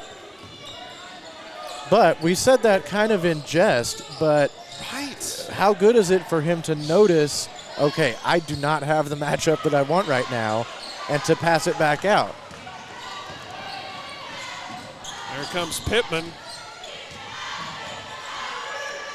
Going to reset things. A little dribble drive off the glass. Cannot get it to go. Mackay Follick, the young man, just has not been able to break the seal off of the rim. One given the opportunity. 142, 141 left before halftime. 34-21. Coach Larry Hogan says, I'm going to call a little timeout. Can't take him with you. Coaching staff for Lansing kind of talking this over just a little bit. It's going to give Coach Rolls an opportunity to visit with his team. But as I mentioned before, we had an opportunity, and a fantastic one it was, to hear from so many of these student athletes for both the boys and the girls teams here at Turner High. Mentioned Tylen McGee earlier. Now, he's one of the players that has been playing the game quite a while. He says he's been playing since he was 4, but he says it really got serious around 7. His future plans, he says he'd love to go overseas and play a little bit of basketball. He's also in track. He said his uncles were also athletes. And when I asked Tylen McGee, hey, my man, who's your hero? And he says, and I quote, my dad, because his dad used to say most people don't get both parents, so him being there, doing his job, makes me look up to him as a hero. And without him, I don't know where I'd be. How about that, Tylen McGee? Come on now. Getting sentimental on me. Then I asked him, I said, okay, well, kind of lighten the mood. Who's the best dancer on the team? And Tylen, along with the majority of Bears, says it's Carlos. That's Carlos Alexander, 5'5" sophomore. We'll see if he can dance on the floor a little bit later. Tough shot again, 36-21. Lions by 15, the final 122 of the second quarter. Go, young man. Michael Marshall making his own shot. Dribble drive. He's got some hops to him, David Trimble. He does, and that is Now, number 3 on the freshman, Quincy Wade. And coming up, on a minute to go in the first, he might be coming out and sitting down for a little while. Back in my day, Coach Lonnie Niederhaus would say, all right, you get 2 fouls at any point in the first half, you are sitting on the bench next to me. Now, that's kind of softened up over the years, but as we saw just a couple of nights ago, how much kind of that foul trouble in the latter stages of the game can play such a huge impact just in the kind of the flow of the game for a team. And Jerron Cheatham getting in there and getting that kind of 50-50 ball, giving his team another opportunity, which is going to be huge coming up on a minute to go in the first half. They would love to be. There's Pittman this time. Colin Pittman. He had several that just were bouncing around the rim and not falling. It's nice to see him short-armed getting one just to go. about. Look How about at that athleticism? Michael Marshall finishing off, my man. 36-25, less than a minute to play before halftime. Ooh. They're going to say that Marshall was just a little bit too aggressive defensively. And that's sort of a kind of a squelcher, momentum killer. Only the first foul on Mr. Marshall. Coach Rolls says, hey.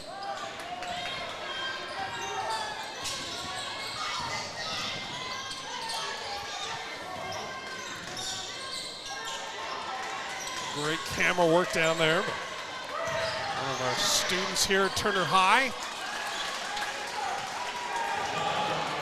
And then one thing I've noticed, that man-to-man defense has definitely been working for them because they have not been giving up the 3. Bowden has been a little bit quiet on the 3. He tries to drive there, and I think they're going to get the foul on him. Before the shot. But the adjustments there, Turner, they're close.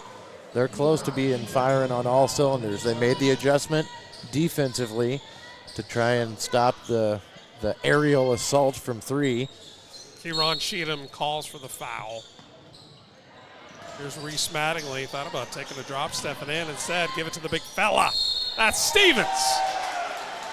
Making it look easy for the big fella. Stevens, 6'3", he's only a sophomore. Didn't have an opportunity with all the action pregame. Didn't have a lot of time to talk about these two lineups. But I did mention earlier about the lone senior for the Lions. His name is Carson Zimmerman. He is out tonight. But the starters for Lansing, Mattingly, Bowden, Anderson, Hyman, Stevens. Sophomore, junior, sophomore, sophomore, junior. 2 juniors, 3 sophomores. Coach Larry Hogan certainly got to be excited. Last second of the half. Doesn't go for Jerron Cheatham. But the Lions have certainly got it going in quarter number 2. And they lead 41-25 after 2 quarters. And we're going to take it now down to Brian, who is with Coach Vincent Rolls. All right, Coach. So your boys are playing hard out there currently. They playing horrible. Now, my question to you is, what are you guys going to do to turn this score around in the second half? I don't know. They better figure it out. Okay. I need to put on a jersey on. Maybe that'll help. Maybe that'll help. Maybe you should put me out there. Maybe so. We figured it out. All right. You have a good one. Bring it back to you guys. Fantastic, Brian. Look at him going off script, asking his own questions. How about that development for the young man? Fantastic. Best interview I've seen all year by a student. Happens in the hand of the golden voice of Brian here, junior student at Turner High. We're going to step away. We'll be back in about 5 or 6 minutes with some first half scores and a little bit more. You're watching live Turner, what are we calling it now? Turner Broadcast Network? Turner Broadcast Network. I don't know. Ted Turner, please don't come for us. Right. Now we'll be back. Whatever you want to call us, just don't call us late for dinner. All right, we'll be right back.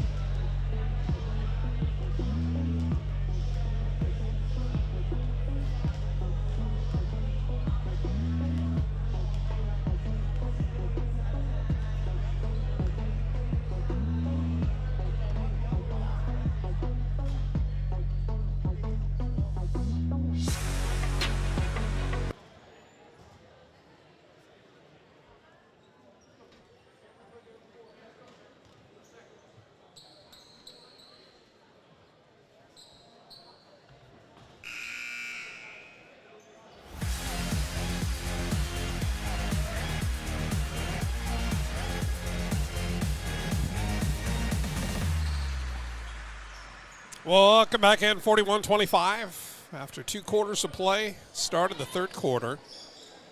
Quick rundown of first half stats leading all scores. Kai Stevens was 17 first half points behind 4 3-point shots. Followed by Trey Bowden. He had 3 threes as well. Reese Mattingly with 6, Quincy Wade with 3, and 5 for Jesse Wilson for the Lions. For the Bears, no surprise, Tylen McGee with 13. Colin Pittman and Cedric Scott each with 4. Michael Marshall with 3, and Deron Cheatham with 1. And wasting no time, all of about 33 seconds to the first foul being called here the second half. Only one player with 3 fouls. That is Quincy Wade, the freshman. And now, to call him another 3 seconds before another foul. 2 quick fouls, and that is going to be the third foul on Colin Pittman. Here are the early stages of the third quarter. Stevens playing catch here on the near side with Brady Heim. He wants to work it in. He sees Brady Anderson. Beautiful turnaround. Soft touch, but McGee's there for the rebound. Tylen McGee wasting no time. He's going to push it all the way coast to coast. Runs into the front of the rim. Lions come up with it. 41-25 as you heard Coach Rolls threatening to take off his absolutely dapper attire tonight. Throw on a jersey. Show these youngins how it's done. A little bit frustrated at some of the lapses in aggressiveness, especially on the rebounding side. Colin Pittman has been a little bit cold as well. Beautiful bounce pass, great vision, and again, how many times have we seen that? We saw it extensively in the first game tonight. The Turner girls just cannot buy a shot. And yeah, they are so close right there. If a couple of these balls that are just kind of hanging up on the rim, if those, roll one way instead of the other, we're talking about a really close game here. Rejected by the rim for Tylen McGee. In the first half, the Bears shooting 26% from the field. Fake out, Stevens pulls it in. Inside, about 2 steps inside the arc. Call it 15. Now we got a 20-point spread, 45-25, 5:45 here in quarter 3. Pittman going to hand it off to Cheatham. With this 2-3 zone, there it is, the kick out, passing up the pass, 18-17 on the shot clock, plenty of time. That's great ball movement. That was an absolute thing of beauty, the best ball movement that I think we've seen across both games at any point tonight. And it was, and they had the inside-out work in there, trying to create some opportunities for the 3, and then they can also go back inside like they just did. And he earned himself a trip to the charity stripe. Michael Marshall with 3 first-half points. And they're going to say lane. Well, is it a lane violation? No, they're going to call a foul. A little bit too aggressive. Did they call that on 20? I guess they did. Darian McBride. Michael Marshall, again, a little bit too aggressive. You love this style of play, but one of the points of emphasis for these officials over the past couple of years is for the defender impeding the progress of the player with the ball. You can certainly get those elbows out a little bit and that forearm, but when you impede the progress. Wait, there's a player with 4 arms? That should, I don't know about that. That should be illegal, I would think. Well, I've seen crazier, certainly in high school ball. 47-27, 20-point spread, 5 minutes left in the third quarter. Trying to get something going for the Golden Bears. How about that? Cedric Scott playing like a big fella going into the lane. Land of trees. Ooh, slice and dice it off the glass. Can't get it to go. Rebound going the other way.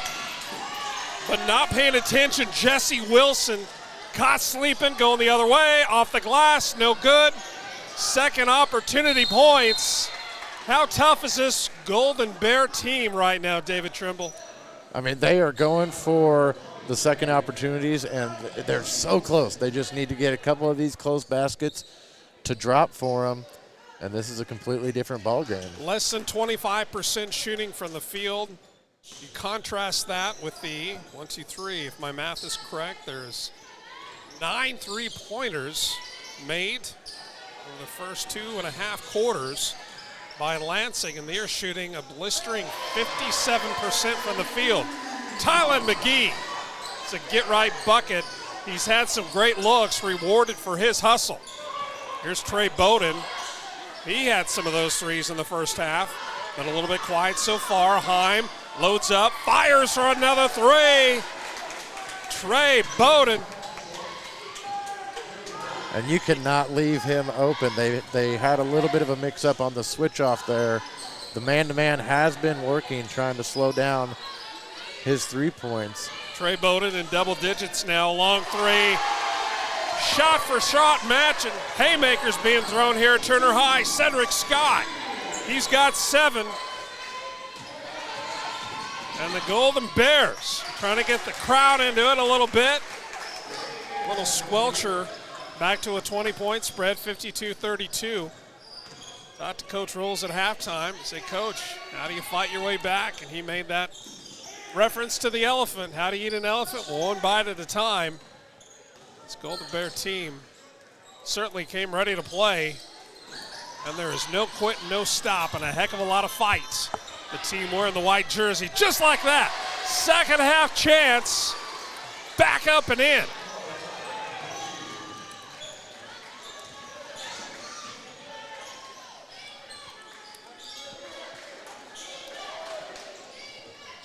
A long three, no good.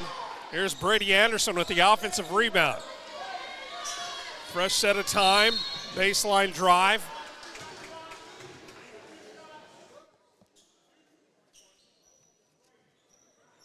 We're going to get Michael Loveland.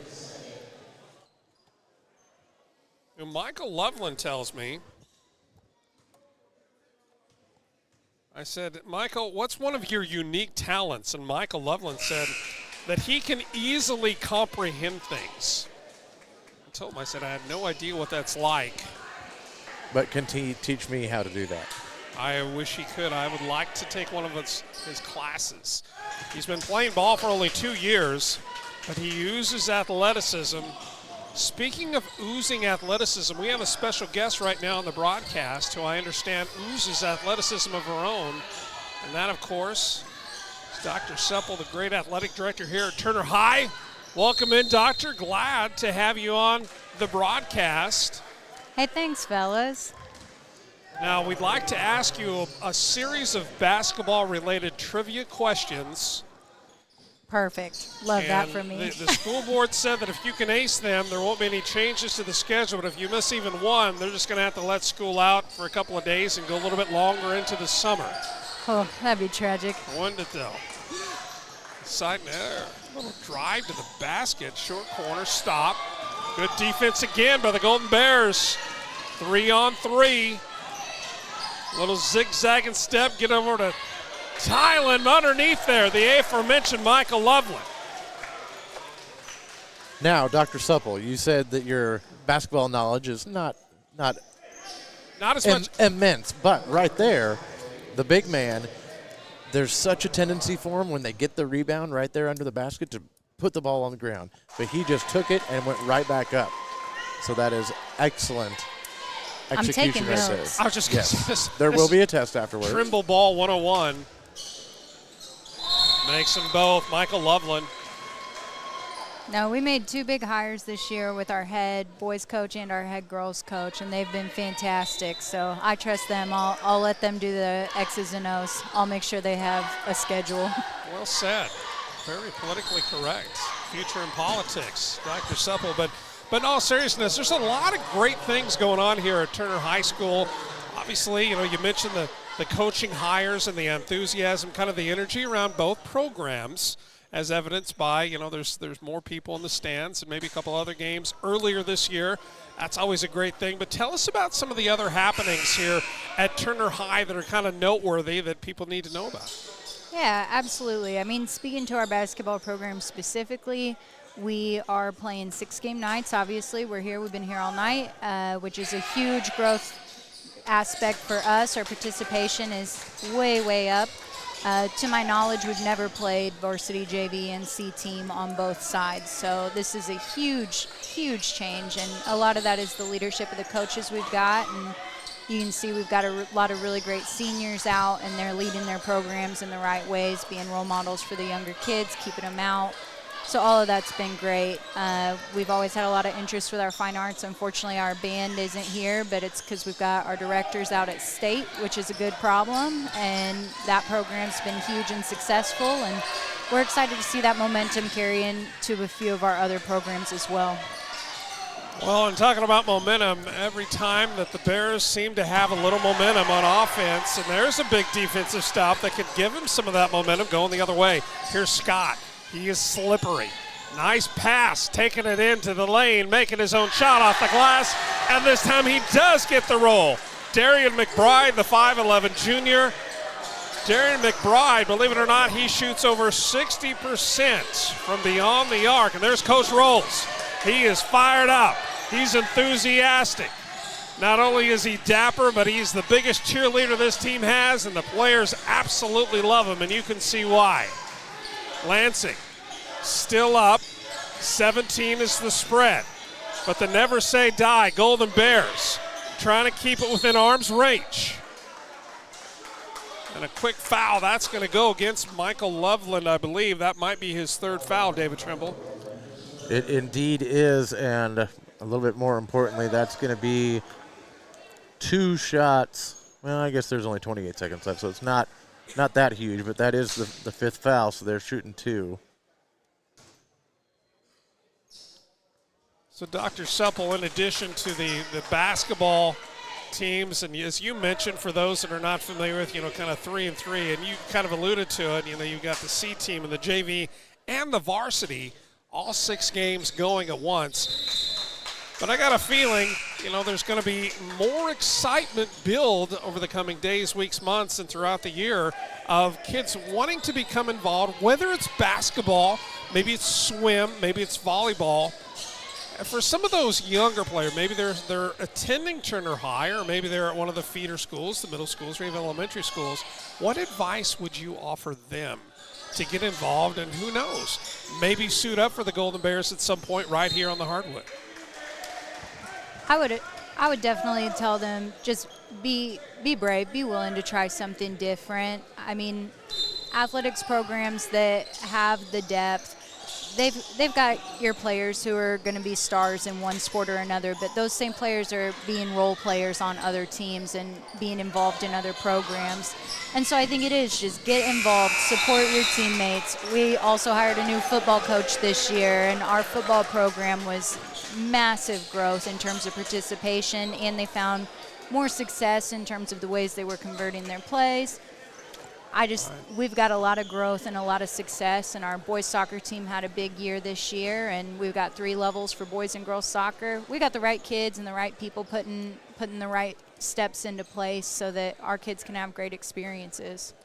Well, as I look around here high atop the den here at Turner High School, there's a lot of championship banner, recognition banners from, days of yesteryear where there have been fantastic teams or even on an individual level. And I can tell you what, David Trimble, as I kind of feel the energy and the excitement here at Turner, maybe not the season that anybody would really hope to have, but in terms of how you look at the development and the excitement around these programs, certainly the future is looking up. It absolutely is. And, with, professional teams and things like that, you talk about, well, this is going to be a rebuilding year or something like that. We're kind of in a little bit of a culture shift here. Coach Rolls has done such a great job, and he's getting the athletes to buy in. And like he said, and a lot of the players said, he's teaching them more than just the game of basketball. He's teaching them, some of these guys are getting ready to graduate, and, life's going to start coming at you, and he is teaching them how to navigate that. Ooh, that was close to it over back there. Indeed it was. He told me that he was going to teach me how to be a broadcaster in the offseason, so I'm excited about that. Man, somebody needs to. Yeah, I'll take all the help I can get. And to talk about an over and back, right there it is, David Trimble, and that's gonna please Coach Rolls. You see him down there, hard to miss. Dapper as ever. Well, we appreciate Dr. Supple being up here and telling us about Turner High and all the excitement that's around this program and just the school in general. And hopefully we can come back here again and do it all over. And you can tell us about what's changed in the meantime.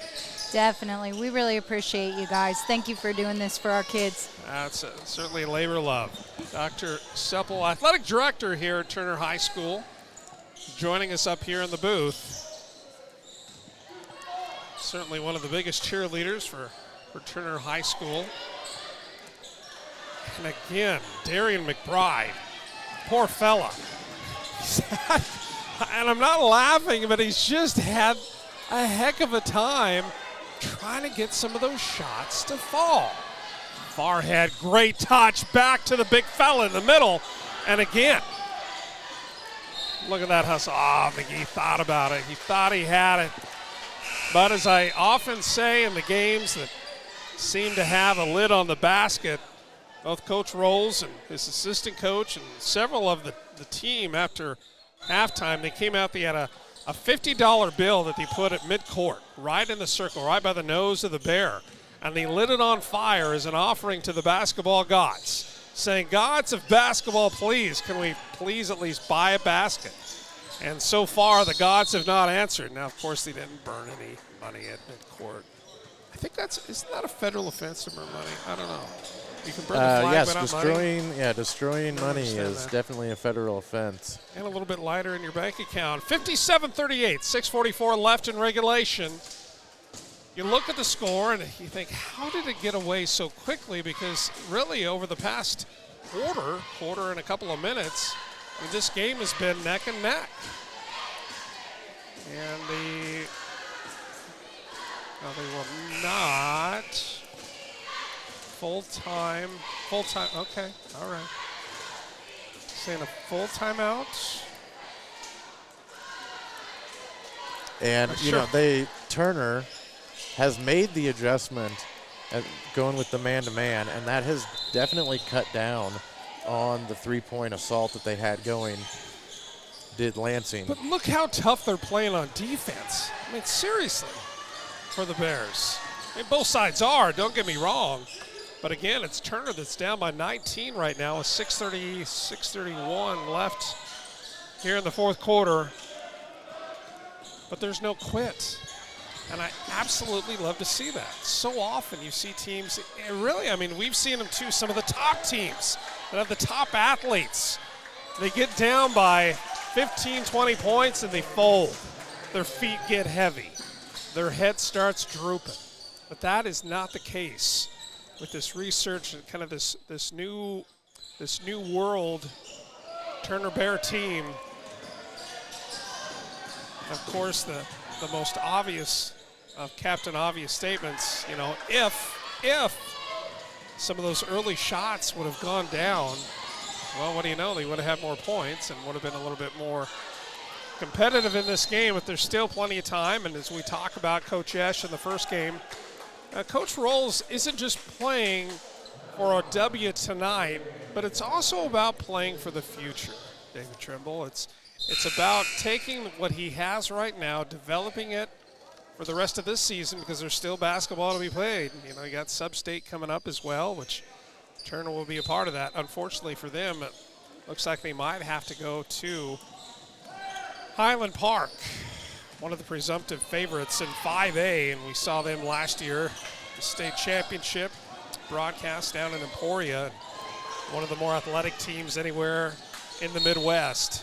Corey Robinson, an absolute freak. Mikey Williams at the time, just ridiculous talent, and there's no question that the talent separation between some of the top teams in the state and maybe some of the not top teams. A lot of the The experience certainly shows through later part of the season. But I tell you what, if you could somehow quantify hustle and effort and determination and drive and turn those into points, David, I don't know that we would have a more competitive team. And that right there is a perfect example right of it. There, my man Tylen McGee. This young man, he's got a future beyond high school. He just needs to play some more ball. Needs to develop, get a little bit bigger, heavier in the offseason. Not heavier like us in a bad way. Rebound going the other way, good push ahead. Here's Colin Pittman. Gets it to Gerard Cheatham, but he can't get it to go. Sometimes those shots will go. And that one certainly went for number 4. That's Reese Mattingly, the big fella, 6'4". He's got a great frame on him. He kind of looks like he's probably going to grow, another 3 or 4 inches. And he doesn't look like he's got, a huge frame, but that last play was just, it was body control and then just muscle to get that one off. Reese Mattingly shoots nearly 75% from the stripe, as we saw him right there. Finished 3 the old-fashioned way, puts his team back up on top by 21. 62-41, 4:49 left here in the fourth quarter. And you're watching live, Turner Something Sports, Something Network, live on YouTube. And we'll be right back.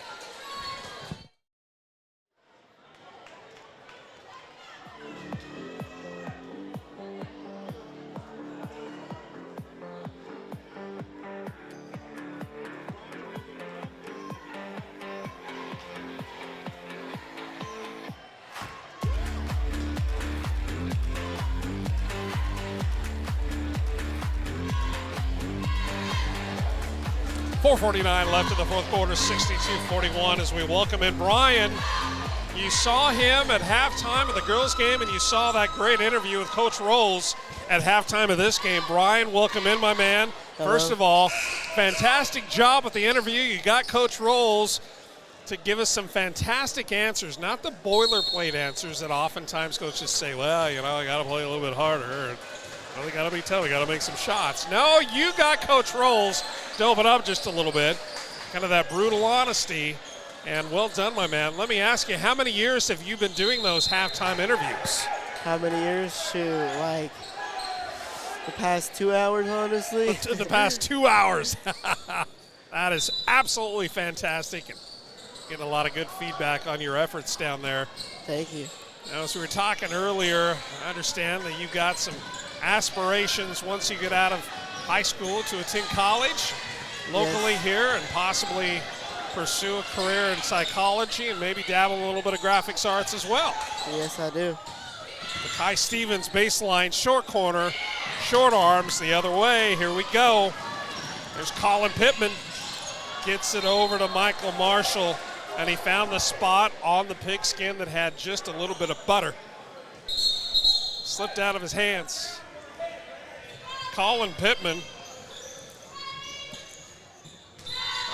says he's been playing for about 7 years, but I asked him, hey, what's one of your other talents? He says, hey, I am a very good bowler. Colin Pittman getting it done at the bowling alley. How about that? I'd have to see him there. I'm a bowler myself. Are you now? And a bowler.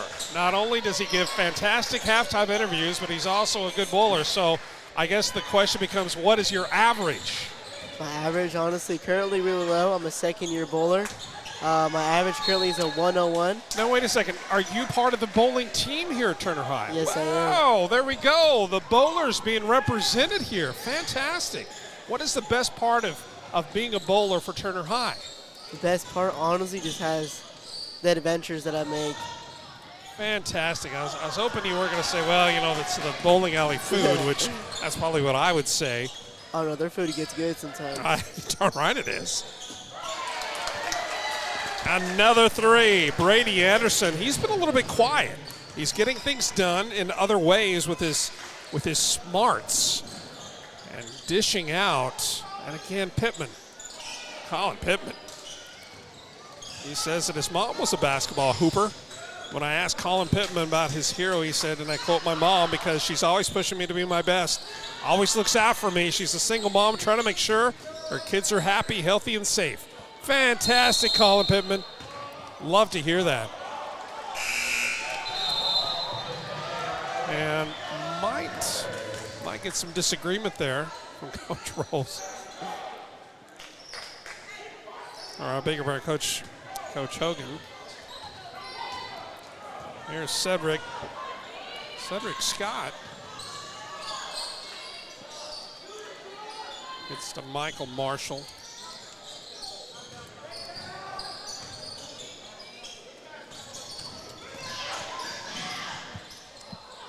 Into the lane once again. It was right there, just does not go through the cylinder.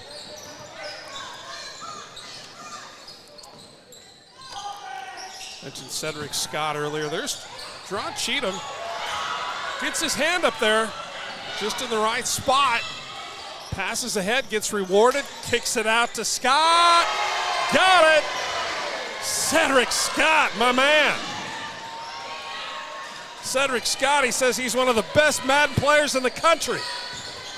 Said he was a top 1,000 ranked Madden video game player at one point.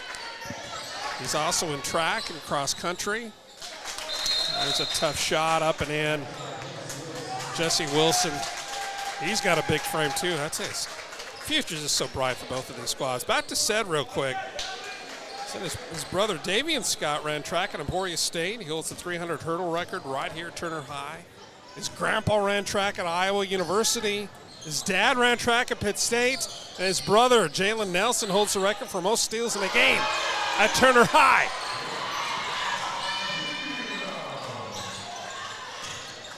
And Cheatham just knocked that one down.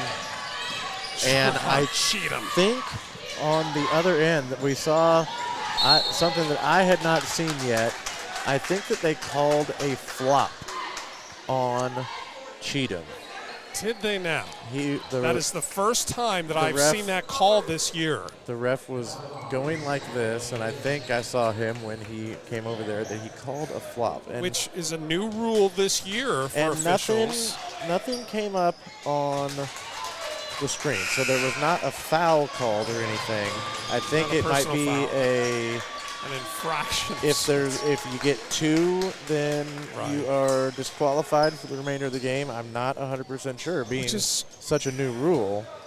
Certainly leaves room for a lot of interpretation, but who says LeBron isn't the greatest? He is influencing the rules of high school basketball all over. Indeed.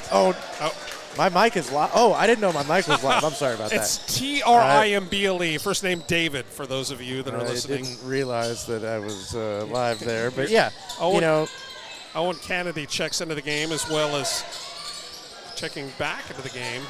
I run Broadway. Kennedy has to chase it down over and back. But talking about Mr. Cheatham, he's also a video gamer. And he collects bracelets, believe it or not. He says Carlos is the best dancer on the team. I think most of the consensus is Carlos. Alexander certainly has the moves. Now, Dron's twin brother, Kyron Cheatham, he also likes to play video games, hang out with his family. He says he also likes to paint for fun and to draw.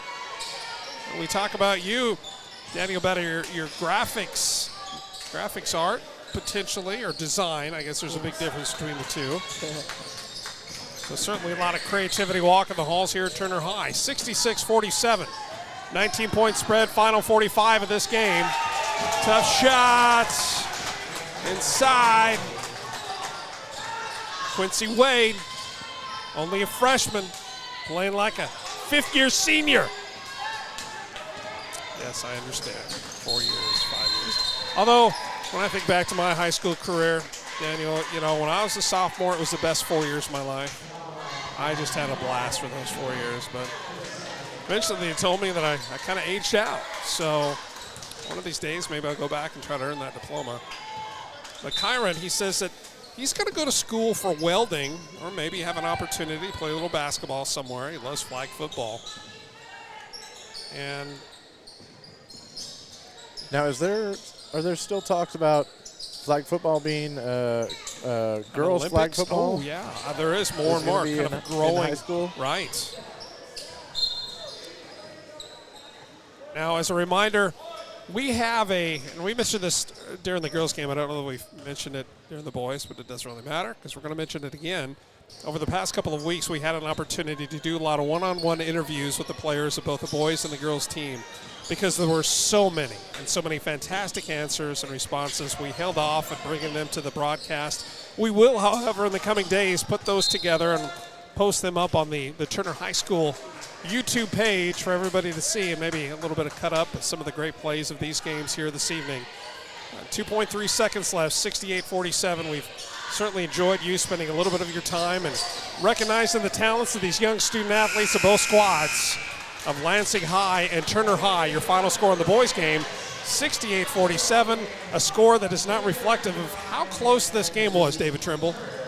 And again, broken record here, but they were so close. The story of this one is the close shots.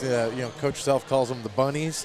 They were falling for Lansing, and they just could not get them to go for Turner. And that really was probably the story of the game. My hat's off to Coach Larry Hogan, one of the best to ever do it. Pulling his starters a little bit later in the game, giving his underclass players a little bit of an opportunity. Well done, playing the game like it should be played. So on behalf of my good friend and broadcast partner, David Trimble, and we got Gage up here as well. Gage running the camera like he's somewhere right out on loan from ESPN. He did yeoman's work up here running it solo.